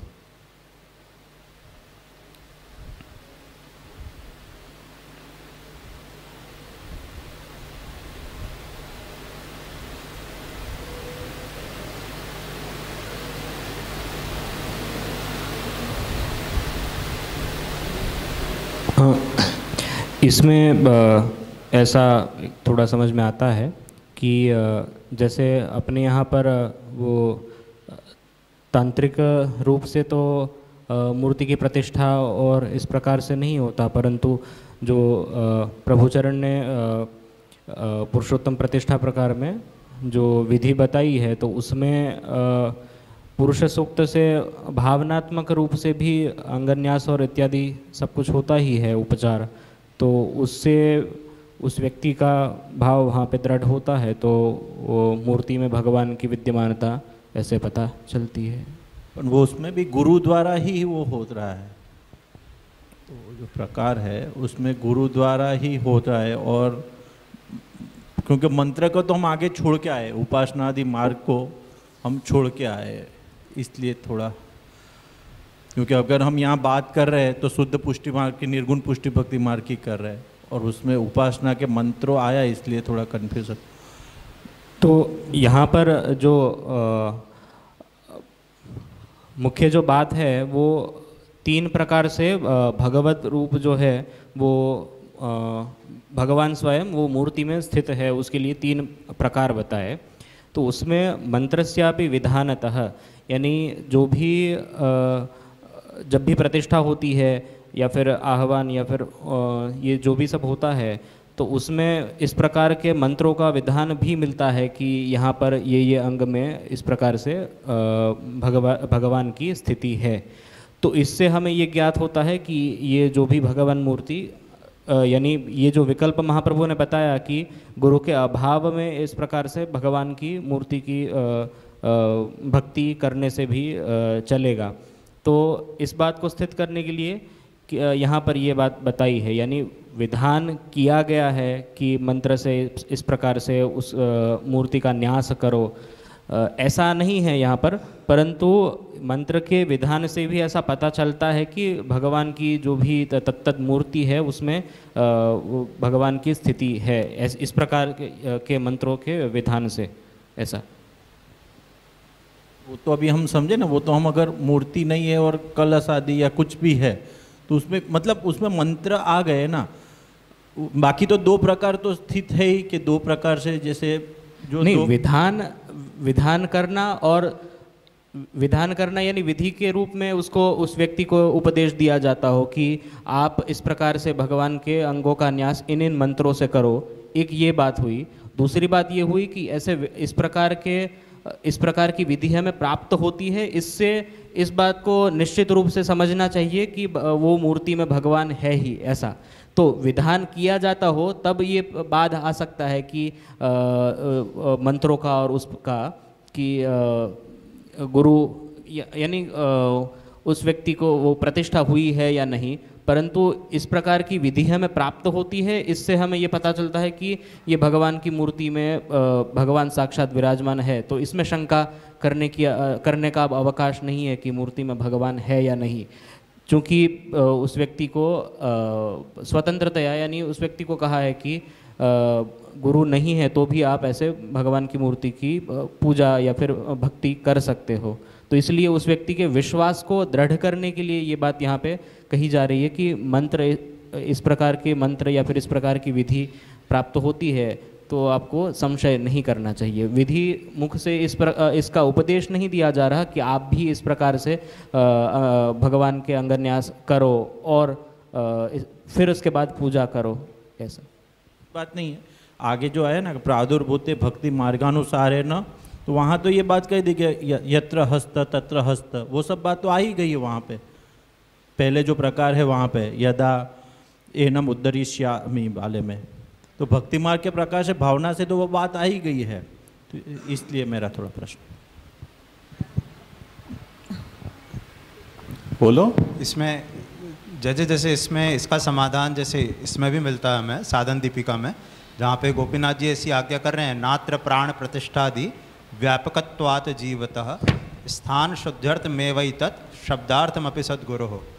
तो प्राण प्रतिष्ठा आदि की पुष्टि मार्गीय जो स्वरूप है उसमें आवश्यकता नहीं है, क्योंकि वहाँ पे ऐसा आज्ञा करिए कि ठाकुर जो परब्रह्म है वो सर्वत्र व्याप्त हैं, तो उस मूर्ति में भी हैं, लेकिन जो धातु से वो मूर्ति बनी हुई है उसकी शुद्धि के लिए और गुरु की आज्ञा के लिए, गुरु की आज्ञा प्राप्त होकर सेवा करने के लिए वो विधि आदि की जाती है। बाकी ऐसा नहीं है कि उसके बिना करी नहीं जा सकती है। तो ऐसा कुछ प्राण प्रतिष्ठा या फिर ऐसा न्यास आवश्यक नहीं है, जैसा रोशिक भाई ने बताया कि वो ये सिद्ध करने के लिए कि जो हम सेवा कर रहे हैं वो प्रभु तक पहुंच रही है, इसलिए ये बताया जा रहा है। बाकी वो न्यास आदि करना आवश्यक हो ऐसा नहीं लग रहा। जी जी, दंडवत प्रणाम। ये राशेष भाई के प्रश्न में मुझे ऐसा समझ में आता है कि यहाँ जो गोकुलदास की जो टीका है उसमें लास्ट में लिखा है, यानी 3 प्रकार व्यापकम साकारम ब्रह्म पची कटकादि उपचारा और उपासना मार्ग अनुसारेणेपि मंत्रस्यापि विधानतः। तो तासो ज्ञानी भक्त तथा उपासना मार्गी इन तीनों को ही मूर्ति पूजन करना योग्य है, ये बताने के लिए ये मंत्रस्यापि विधानतः न्यासादि पूर्वकम पूजा सर्व पूजा और साकार व्यापकम, ये सब बातें जो बताई है तीनों को मूर्ति पूजा जरूरी है, ये बताने के लिए यहाँ पर ऐसा साचोरा ने बताया है। तो मंत्र की जो उपासना न्यास आदि जो प्रकार बताए हैं वो हमारे लिए नहीं है, लेकिन उपासना मार्गी भी इस प्रकार मूर्ति की पूजा करे, और ज्ञानी है वो भी, उसको भी जो उपासना आदि करनी है वो मूर्ति में ही करनी है। ये सब साथ साथ महाप्रभु जी ने बता दिया है, इसलिए ये प्रकार बताया है, ऐसा मेरी समझ में मुझे ऐसा समझ में आ रहा है। आपने जो भी बताया कि यहाँ जो कटकाद्योपचारा भगवत अवयवेशु एव, तो यहाँ से भी ये मंत्र वाली जो बात है एक एक अंग में भगवान की वहाँ पे उपस्थिति है ऐसा पता चलता है। परंतु मुझे यहाँ पे ऐसा लग रहा है कि अगर किसी व्यक्ति को एनम उद्धरिष्यामि ये वचन से अगर समझ में आ जाता है कि भगवान का ये जो स्वरूप है मेरे उद्धार के लिए प्रकट हुआ है, तो उस व्यक्ति को ऐसे समझ में आ जाता है तो उसको ऐसे समझना चाहिए। अगर ऐसे नहीं आता और जो ब्रह्मवाद की दृष्टि से जिस व्यक्ति को समझ में आता है कि भगवान व्यापक और साकार है, तो ये जो भगवान मूर्ति है उसमें भगवान की स्थिति है, अगर ऐसे भी नहीं समझ में आता तो अगर मंत्र आदि से समझ में आता है तो वैसे समझ लो। ये न के न प्रकार ये तीनों प्रकार से समझा जा सकता है। जिस व्यक्ति की जिस प्रकार की मति होगी या फिर जिस प्रकार की रुचि होगी उसके अनुसार उसको समझना है। तो 3 में से कोई भी प्रकार से समझो, ऐसा यहाँ पे इसलिए शायद ऐसा ये साकार व्यापकत्वाच्च और मंत्रस्यापि विधानतः, इस दोनों में आपको ऐसा लग रहा है कि दोनों में ये ओवरलैप हो रहा है, तो उसमें भी समस्या नहीं लग रही ऐसे। दंडवत प्रणाम जी जी। इसमें जो यहाँ आगे के श्लोक में 228 में श्लोक में बताया ना, मूर्तिम कृत्वा हरेः क्वचित, अगर ऐसा कह दिया तो तद अभावे स्वयं वापी, ऐसा कह दिया तो फिर अब मतलब गुरु तो नहीं मिल रहे ऐसे, तो अब गुरु नहीं मिल रहे और गुरु नहीं पधरा रहे तो किसी के मन में ऐसी शंका हो जाती है कि अगर ये भगवान है ऐसा माने कैसे हम। इसीलिए ये 3 बात हमको यहाँ बता रहे हैं कि परिचर्याम सदा कुर्यात् तद्रूपम तत्र च स्थितम। इसमें हमको 3 बताए, एनम उद्धरिष्यामि, मतलब वो भगवान ही ऐसे खुद ही ऐसी प्रतिज्ञा करके आपके घर आ रहे हैं कि ये जीविका में उद्धार करूँगा, ऐसे एक बताए। फिर साकार व्यापकत्वाच्च बताया कि जो व्यापक है वो सब में है, सब बना है, तो फिर वो मूर्ति रूप भी वही बने, ऐसा करके एक और हमको कारण बताया कि वो भगवान है ही, वहाँ विराज ही रहे हैं। और सब जो कटकादि उपचार से बताया कि जो तुम कुछ भी कर रहे हो ये मूर्ति में कर रहे हो तो वो भगवान को ही हो रहा है वो सारे उपचार। और तीसरा जो मंत्रस्यापि विधानतः जो राशेष भाई का प्रश्न है उसमें इस तरह से कह रहे हैं कि जो सारे कोई भी हो, गणेश आदि मूर्ति हो, कोई भी हो, उनमें आवाहन करके हम उसकी प्रतिष्ठा कर सकते हैं। तो ये तो इनको तो ये भी मंत्रस्यापि विधानतः जो उपासना मार्ग में ये सब प्रक्रिया चलती ही है, ये प्रसिद्ध है, वेद से ही शास्त्र से ही ये प्रसिद्ध ही है। भगवान में तो इसकी भी जरूरत नहीं है, मंत्रस्यापि विधानतः सब में तो उसका आवाहन करने की जरूरत है, प्रतिष्ठा करने की जरूरत, ये तो है ही, वो ब्रह्म है ही, तो उसको तो ये भी जरूरत नहीं है। इसलिए ये मंत्रस्यापि विधानतः ये आया। जो वहनी गोलक ने ऐसे हमको मंत्रस्यापि विधानतः में सबका जो आवेश हो ही रहा है आवाहन करके, ये जो हमारे परब्रह्म श्री कृष्ण है तो उसमें ये भी आवश्यकता नहीं है क्योंकि वो वहाँ विराज ही रहे।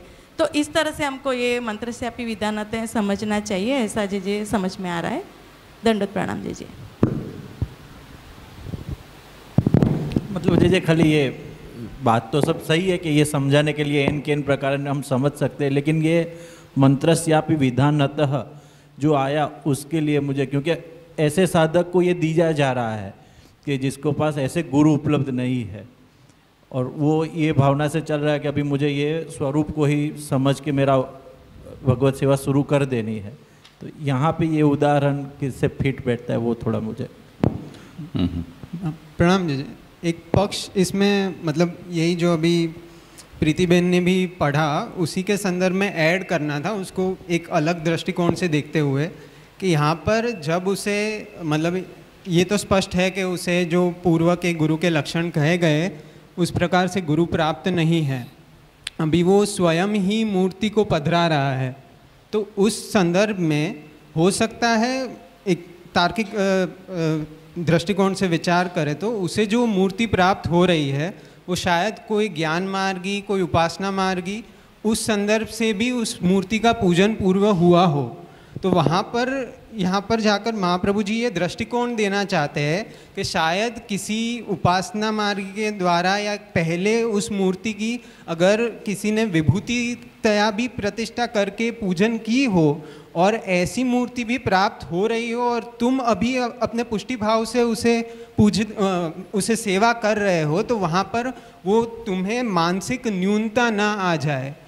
इस प्रकार से जैसे वार्ता जी में भी हमें वो प्रसंग मिलता है कि वहाँ पे तो महाप्रभु जी स्वयं प्रकट है, इसलिए प्रसंग में महाप्रभु जी पुष्ट कर रहे हैं, पर वहाँ पर भी सेवक पूछते हैं कि मेरे किसी संबंधी के मर्यादा में ठाकुर विराज रहे वैसे, तो उसे पुष्ट करके महाप्रभु जी सेवा में पधरा रहे हैं। तो उस दृष्टिकोण से अगर वो ही कार्य वो शिष्य स्वयं कर रहा है तो वहाँ पर उसे वो न्यूनता या गौणता का भाव ना हो, इसलिए ये विधान आ रहा हो, ऐसे समझ में आ रहा है।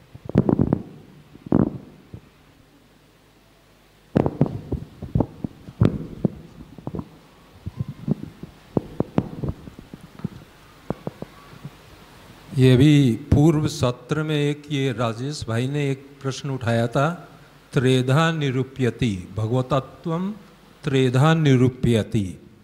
तो जय जय ने आज्ञा करी थी कि अभी तो एक तत्व तो बता दिया, अभी दो तत्व बाद में आएंगे, पहली बात। दूसरी यह है कि यहाँ पर जो महाप्रभु जी का अभिप्राय वो हरि मूर्ति के ऊपर फोकस करके, जो हरि मूर्ति है तो हरि मूर्ति के अंदर आप भावन कैसे करेंगे? भावन तीन प्रकार से होगा। एक आपका भक्ति मार्गी भावन है, तो भक्ति मार्गी भावन के लिए महाप्रभु जी ने इसके अंदर आदेश उपदेश दे दिया कि भाई गुरु है आप गुरु से कराइए, अगर गुरु नहीं है तो आप उसमें अपना मनोभाव हरि मूर्ति में रख के और महाप्रभु जी के जो वाणी है उसका आप विश्वास पूर्वक करके और उसकी अपनी सेवा चालू कर दीजिए। अब दूसरा जो आया, जो मंत्र के विषय में आपका जो भ्रम हो रहा है, वो महाप्रभु जी जो हैं वो तीनों मार्ग को लेके बता रहे हैं। अब उपासना मार्ग है, जो पूजा मार्ग है, तो वहाँ पर तो जो जैसे जय जय ने बताया कि वहाँ पर तो आपका आवाहन और विसर्जन के हिसाब से होगा, तो आवाहन और विसर्जन तो शास्त्रीय विधि से होगा, और शास्त्रीय विधि क्या बताती है? वो मंत्रोपचार करना है। तो ये जो मंत्र उपचार है ये अपने को क्लब पुष्टि मार्गी से नहीं करना। कन्फ्यूजन पूरा ये हो रहा है कि मंत्र उपचार को हम इसको जोड़ रहे हैं पुष्टि मार्गी, कि महाप्रभु जी इस तरह से पुष्टि मार्गी के लिए इस तरह से क्यों करें? महाप्रभु जी हरि मूर्ति को फोकस रख के और जो तीन प्रकार हैं, तीन प्रकार से उनके उपचार बता रहे हैं। भक्ति मार्गी का बता रहे हैं, उपासना मार्ग पूजा मार्ग का बता रहे हैं, और साकार ब्रह्मवाद के हिसाब से बता रहे हैं। जैसे आप श्री ने अभी ये सारा क्लियर ही कर दिया है, मेरे को ऐसा लगता है। बाकी जय जय। हाँ, इसीलिए ही वो पहले जो एनम उद्धरिष्यामि से पुष्टि मार्गी के लिए कह रहे हैं ना, फिर साकार व्यापकत्वाच्च से ज्ञान मार्गी के लिए ऐसा कह रहे। तो यही बात है कि ज्ञान मार्गी की एंगल से देखे तब भी श्री कृष्ण को करना चाहिए, श्री कृष्ण का ही पूजन करना चाहिए। उपासना मार्गी के एंगल से देखे तभी मंत्र से आप विधान से कह रहे हैं कि परब्रह्म श्री कृष्ण का ही सेवन करना चाहिए। वो सब तरह से सिद्धि कर रहे हैं महाप्रभु जी, ऐसा मुझे लग रहा है। फिर जय जय बताएंगे। हो गया सवाल? नहीं, उसने कहा इस सेवन का इसमें ये उदाहरण खाली मैं जो राजेश ने ऐसा यज्ञ शुरू किया, सबको आहुति देने की इच्छा हो रही।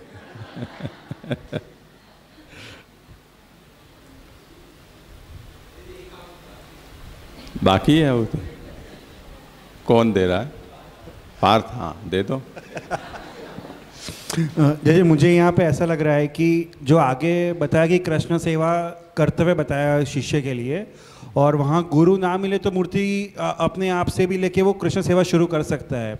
अब वो प्रकरण खत्म हो के मूर्ति में कृष्ण सेवा करनी है तो वहाँ पे भगवत तत्व का कैसे निरूपण होगा वो दिखा रहे हैं। इस हिसाब से गुरु हो या ना हो वो अलग बात है, और उसके बाद मूर्ति में भगवत तत्व का निरूपण कैसे है वो यहाँ पे 3 प्रकार से समझा रहे हैं कि एक भक्ति मार्ग से, ज्ञान मार्ग से, उपासना मार्ग से, कि ये 3 प्रकार से मूर्ति में भगवत तत्व हम विचार सकते हैं या सोच सकते हैं। चलो राजेश अब कुछ कहो। कह दिया जय। मतलब ये अनुकल्प है हम, क्योंकि आज के अगर हम साधक की दृष्टि से सोचे तो भी आज 500 साल के बाद भी हम किसी की ऐसी हिम्मत नहीं हो रही है तद्भाव है स्वयं वापी वाली तो और मतलब ये अनुकल्प है, और ये कक्षा का है कि उसको ऐसे गुरु नहीं मिल रहे, तो ये खाली मंत्र से आप ही विधान ये महाप्रभु जी ने जो दिया है वो अभी जैसे स्पष्ट नहीं हो रहा है थोड़ा। ये फिर से ये कुछ बातें ऐसी होती हैं कि हम शिष्य बनकर सोचते हैं तो कुछ चित्र खड़ा होता है, गुरु पद से इस बात पर विचार करते हैं तो कुछ अलग बातें आती है। जैसे अभी मैंने उदाहरण दिया नारायण दास जी का, तो वो कुछ एक प्रकार था, पद्मनाभ दास जी का एक दूसरा प्रकार है।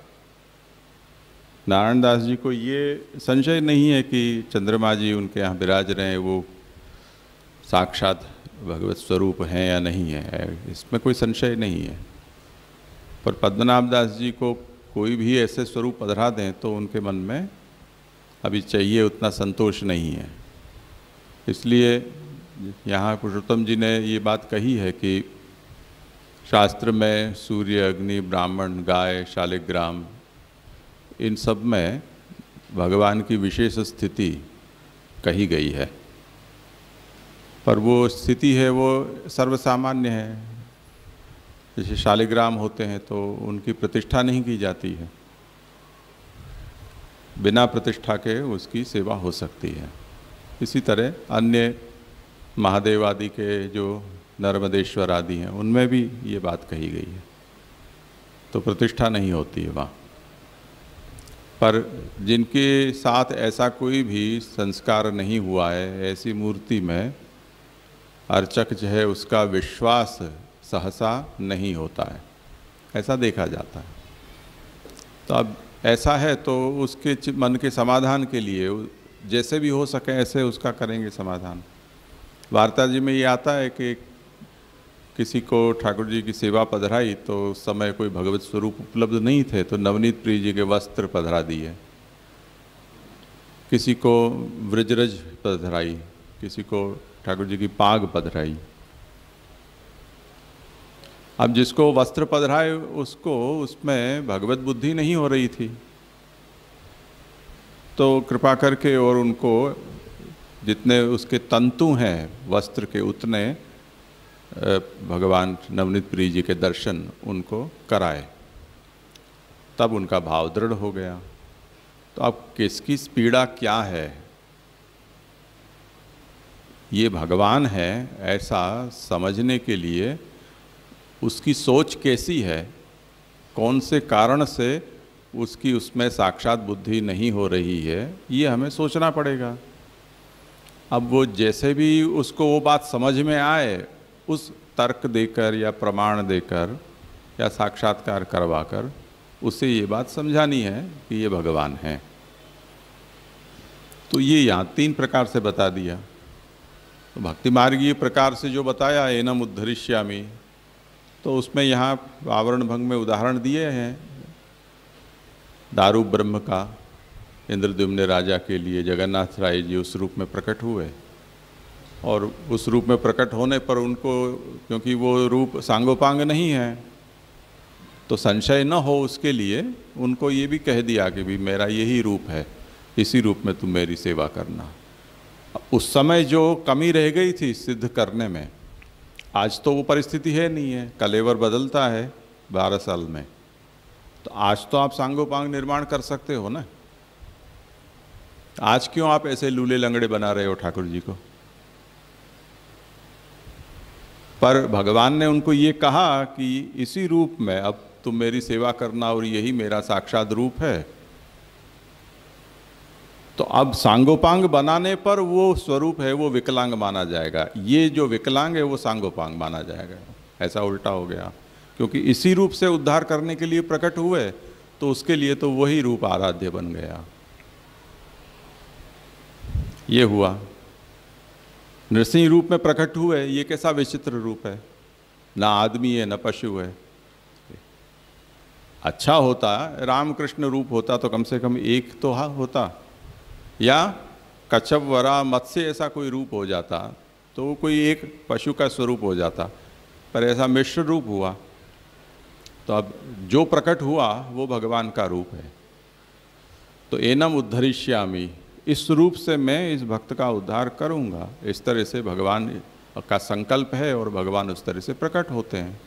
तो जो भक्त है उसके मन में भगवान के भजन की ऐसी तालावेली जगी है, और उस समय जो भगवत स्वरूप उपलब्ध हैं उसको पधराया जा रहा है। तो इसी रूप में भगवान का मेरे यहाँ अवतार प्राकट्य हुआ है, ऐसा समझकर उसको पूजेंगे। तो जहाँ जहाँ भी हुआ है वो यही है। जैसे देवकी जी के यहाँ ठाकुर जी का प्राकट्य हुआ तो उन्होंने ऐसी इच्छा की थी कि बालक के रूप में मेरे यहाँ भगवान पधारें, भगवान के जैसा बालक हो। तो भगवान उस रूप में उसके पास आ गए। तो इस तरह से ये प्रथम का उदाहरण हुआ। अब जिसके अंदर ये भक्ति मार्गीय वासना इतनी प्रबल नहीं है, पर जिसमें ज्ञान वासना प्रबल है, उसको उस आधार पर समझाना पड़ेगा। तो उसके लिए साकार व्यापकत्वाच्च ये उदाहरण दिया है।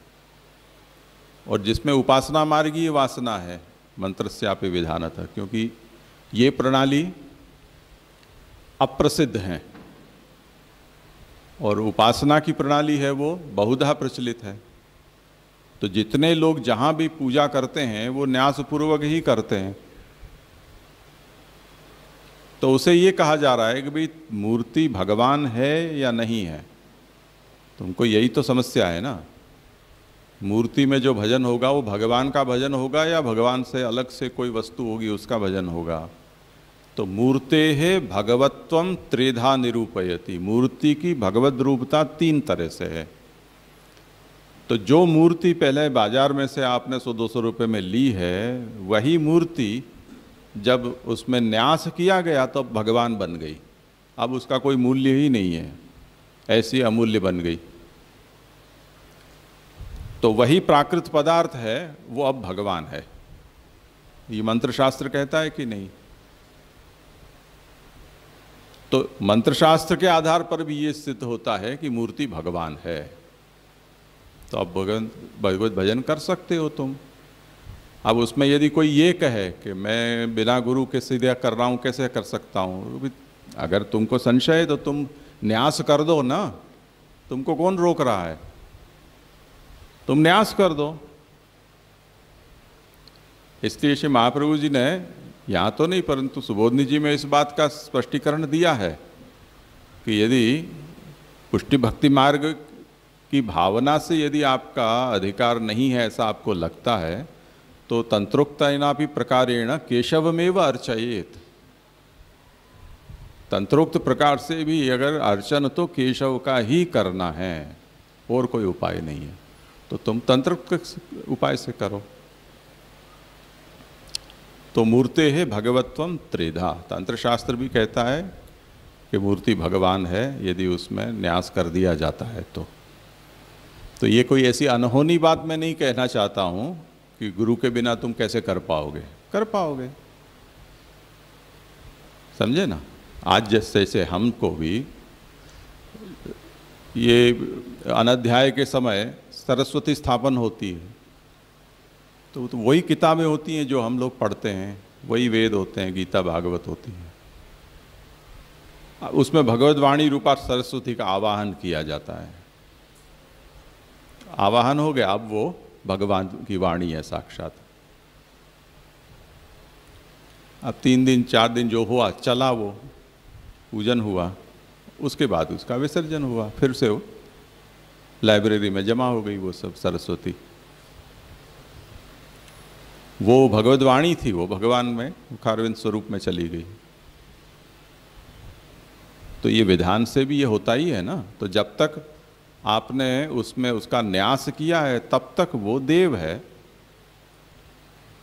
विसर्जन होने पर वो उसका विग्रह रह जाएगा केवल।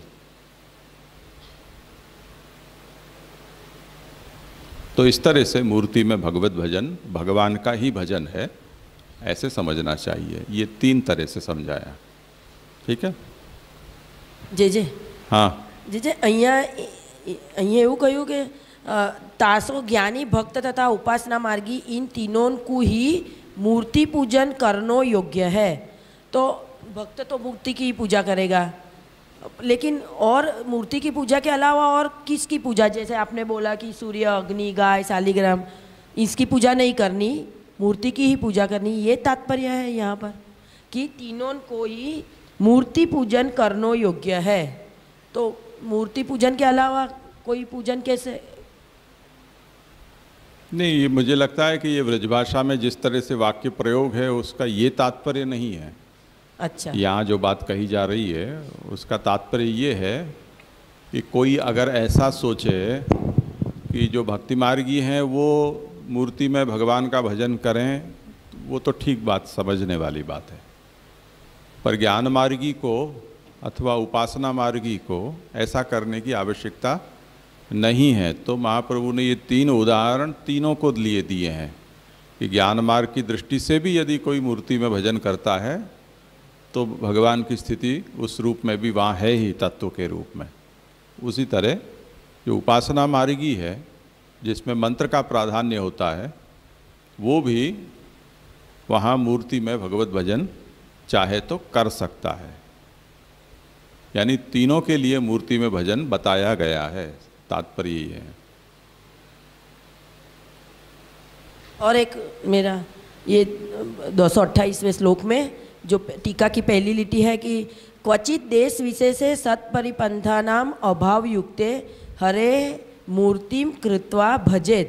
तो जहाँ पर सज्जनों को प्रतिताड़ित नहीं किया जाता है, ऐसे कोई स्थान पर जाकर उसको पूजन करना चाहिए, तो भजन करना चाहिए।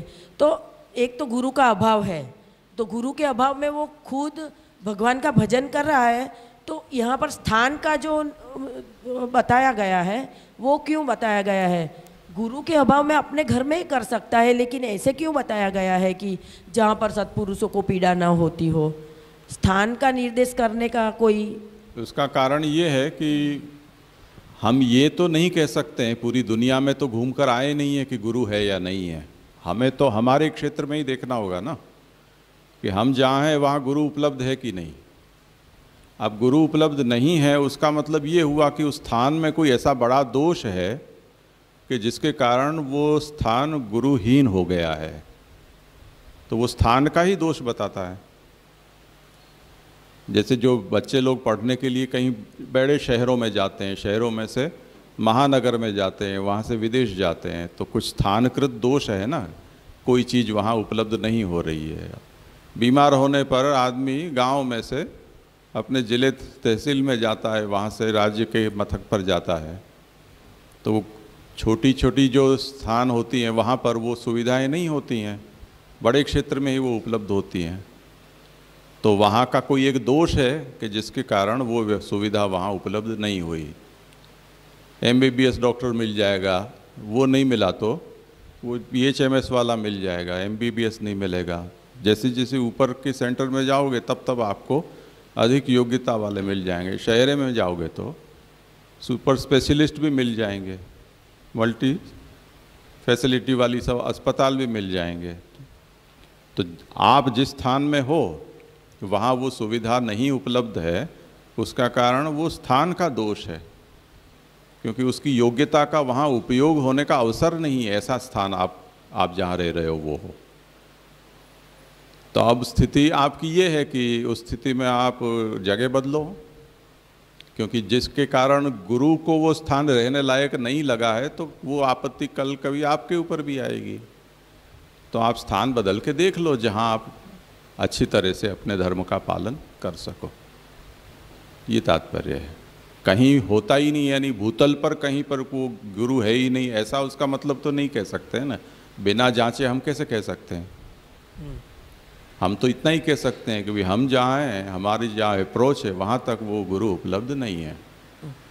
मतलब इसका मतलब ऐसा हुआ कि जहाँ पर गुरु उपलब्ध है वहाँ पर जाओ, ऐसा निर्देश तो यहाँ पर हो ही रहा है। वो तो हर व्यक्ति की अपनी अपनी सामर्थ्य के ऊपर है। लेकिन कोई नहीं जा सकता है तो मरो, और तो क्या हो सके। नहीं तो वो अपने घर में पूजन तो कर सकता है ना ठाकुर जी को पधरा वो के। तो कही ना, वही तो कहा, वही कहा यहाँ पर। लेकिन घर में पूजन कर सकता है, लेकिन जो गुरु की आवश्यकता है वो फुलफिल नहीं होएगी तो वो आगे नहीं बढ़ सकता है। इसलिए वो जहाँ पर गुरु है वहाँ पर जाना बड़ा ज़्यादा अच्छा है, ये कहने का था। देखो ऐसा है, हम हमारे यहाँ पुष्टि मार्ग का ही इतिहास देख लें तो जितने भी गुरु हैं उनको कितना भागना पड़ा है अपने जगहों को छोड़ छोड़ कर।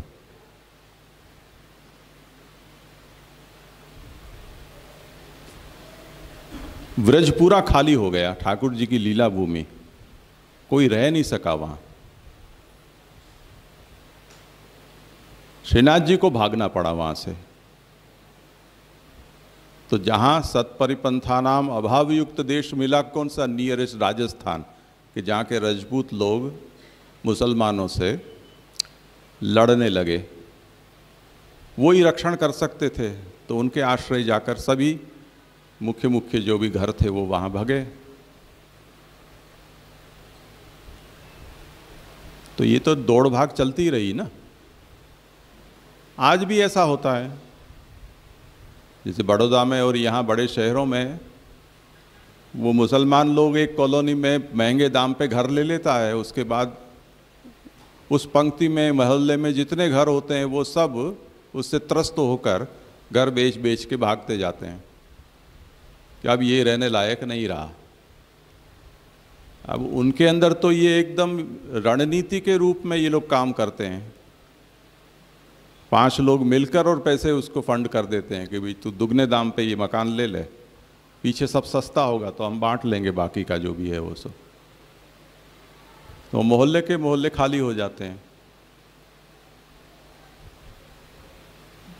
जितनी भी हवेलियां हैं जो पुराने समय में शहर के हार्ट में हुआ करती थी, वो सब शहर के वो हिस्से खाली होकर कॉलोनी में बस गए इन लोगों के कारण। अब वो हवेलियां हैं वो पाकिस्तान में आ गई। देख लो, किसी भी शहर में जाकर देख लो, चारों ओर मस्जिदें हैं, चारों ओर मुसलमान हैं। कोई भी ऐसा रास्ता आपके वो नहीं है कि जहाँ बिना मुसलमान को क्रॉस किए आप वहाँ अपने धर्म स्थान तक पहुँच सको।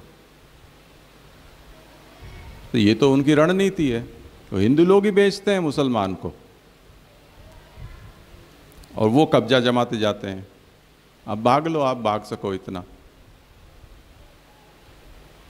तो क्वचित सत्परिपंथानाम अभाव युक्ते देशे, जहाँ पर सत्पुरुषों को अवरोध करने वाले न हो, ऐसे कोई स्थान में रहकर, तात्पर्य सेवानुकूल स्थान में रहकर आप भगवत सेवा करो। इनको अहमदाबाद में देख लो ना, अहमदाबाद साबरमती का जो ये हिस्सा है पुराना वो पाकिस्तान है, और ये वस्त्रापुर तरफ का हिस्सा है वो हिंदुस्तान है। बिल्कुल पूरा शहर बंट गया है हिंदुस्तान पाकिस्तान में। और जितने भी पुरानी ये अपनी गुरुओं के स्थान है वो सब मुसलमानों के घेरे में है। वो 4 लोग सड़क पर आकर खड़े रह जाएंगे, एक हिंदू का बच्चा है कि हिम्मत नहीं पड़ेगी कि वो अपनी हवेली को जा सके, बचा सके। तो जो समस्या पहले थी वो की वो आज भी है। इसलिए महाप्रभु कहते हैं कि सत्परिपंथा नाम, देश विशेष का यहाँ उल्लेख इसलिए आवश्यक बताया है।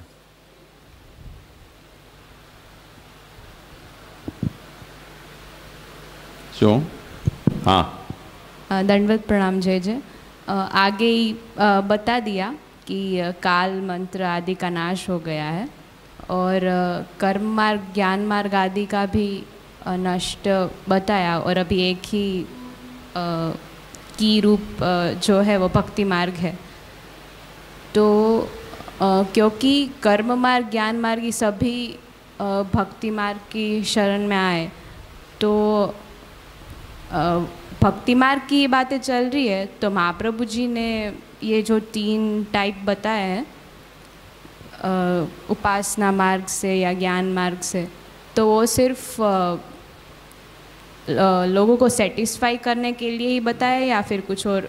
क्योंकि भक्ति मार्ग की पूरी बात है तो वापस से ज्ञान मार्ग उपासना मार्ग का बंटवारा क्यों, वो समझ नहीं आ रहा।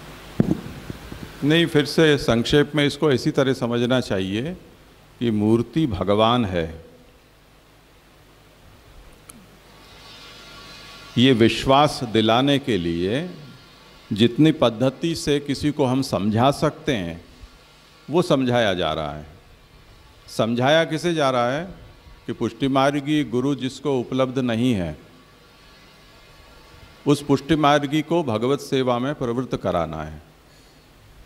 भगवत सेवा में प्रवृत्त करने में उसके मन में ये संशय है कि वो दलातरवाड़ी की तरह में खुद ही वो कोई भी भगवत स्वरूप को पधरा कर और खुद सेवा करने लग जाएगा, तो वो सेवा ठाकुर जी स्वीकार करेंगे कि नहीं करेंगे, और वो सेवा ठाकुर जी की मानी जाएगी या नहीं। तो महाप्रभु कहते हैं कि देख लो 3 मॉडल हमारे पास हैं, उपासना का है, ज्ञान का है और भक्ति का है। वो तीनों में मूर्ति में भगवत भजन कहा गया है। तो मूर्ति में भगवत भजन ये कोई ऐसी अनहोनी बात तो मैं आपको कह नहीं रहा हूँ। अगर उल्टे क्रम से शुरू करना हो तो मंत्र विधान से मूर्ति में भजन किया जाता है। ज्ञान मार्गी को तुम जानते हो तो तुम समझ लो कि साकार व्यापक होने से भगवान, सब कुछ भगवान है, तो मूर्ति में क्या समस्या है। और इंद्रद्युम्न का उदाहरण देख लो, जगन्नाथ राय जी का और प्रहलाद जी का नृसिंह रूप का। ये भगवान है खंभा, इतना मात्र सोचकर वो भगवान वहाँ प्रादुर्भूत हुए हैं। तो अगर आप जहाँ कहीं भी ये मेरा भगवान है ऐसी बुद्धि स्थापित करते हो, तो भक्ति मार्ग के रूप में भगवान उस रूप में आपका उद्धार क्यों नहीं करेंगे, जिस तरह से प्रहलाद का किया। तो ये समझाना चाह रहे हैं। यहाँ कोई उपासना मार्ग की और ज्ञान मार्गी को कोई उपदेश देने की बात नहीं है। ठीक है, अब वो थाली वाली बजी है, तुम लोग जाना हो तो ये एक पंक्ति बाकी रह गई अगले पेज पे। क्या रह गई? ये यहाँ पे न्यासाधीश पूर्वक सर्व पूजा आगे है ना, मूर्तो विशेषमाह। मूर्तौ विशेषमाह श्री कृष्णम पूजयेद भक्त्या यथा लब्धोपचारकैः। कृष्ण का भक्ति भाव से पूजन करो, यथा लब्धोपचार से, यानी जो भी उपचार उपलब्ध हों वो उपलब्ध उपचारों से भक्ति भाव से कृष्ण का पूजन करो। उसमें यहाँ कृष्ण पद का प्रयोग किया है, उस पर महाप्रभु अब विवरण करते हैं कि मूर्तौ विशेषम आह। कृष्ण मूर्ति की यहाँ बात है। पूजा करो तो किसकी? कृष्ण की मूर्ति की। ऐसा क्यों? तो कहते हैं कि मूर्त्यंतरे द्व्यंतरी तत्वम। कृष्ण के अतिरिक्त जो भी अन्य देव विभूति आदि की मूर्तियां हैं उसमें 2 अंतराय होते हैं। 2 अंतराय का मतलब क्या? कि सब कुछ कृष्ण बने हैं, इसलिए कृष्ण मूर्ति तो कृष्ण ही है, उसमें कोई अंतराय नहीं है, वो साक्षात है। उसके अलावा जो भी मूर्तियां हों, कृष्ण के अतिरिक्त और कोई भी अवतार की हो या विभूति की हो या उनके व्यूह की हो, उनमें 2 अंतराय होते हैं। एक अंतराय तो अक्षर का, यानी जो अक्षर रूप है वो उसका जो सदंश है, वो सदंश उस मूर्ति के रूप में प्रकट हुआ है, ये एक अंतराय हुआ। उसके बाद अक्षर ने जो जो भी रूप धारण किए हैं, वो रूप कौन से? जो भी देव का रूप आप उसमें स्थापित करना चाहते हो वो, तो ये अंतराय हो गए। तो उनकी कृष्ण से अतिरिक्त अन्य किसी का भी मूर्ति में भजन करने पर उस पदार्थ में दो अंतराय होते हैं, साक्षात भजन नहीं होता है। क्योंकि वो जिसका भजन आप कर रहे हो, मानो कि इंद्र का कर रहे हो या शिव का कर रहे हो, तो इंद्र और शिव वो तत्व नहीं है, वो अक्षर के कोई ना कोई एक रूप हैं, आदिदैविक रूप।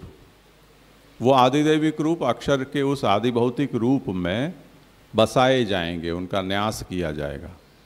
तो ये दो अंतराय हुए। और भगवान तो, कृष्ण तो स्वयं ही वो तत्व हैं। इसलिए कृष्ण का भजन जब हम मूर्ति में करते हैं तब उसमें कोई अंतराय नहीं होता है। आया समझ में? इसलिए यथावद मुख्यतया प्राप्तैहि द्रव्यैहि उपचाराः कर्तव्या। यहाँ कृष्णमूर्ति शब्द का प्रयोग इसलिए किया कि वो साक्षात है, इसलिए जो भी मुख्य रूप से प्राप्त द्रव्य उपचार हैं वो कृष्णमूर्ति में ही करने चाहिए। विवरण तो पुरुषोत्तम जी ने बहुत किया है, गोकुलदास जी की टीका में पढ़ने पर वो स्फुट हो जाएगा,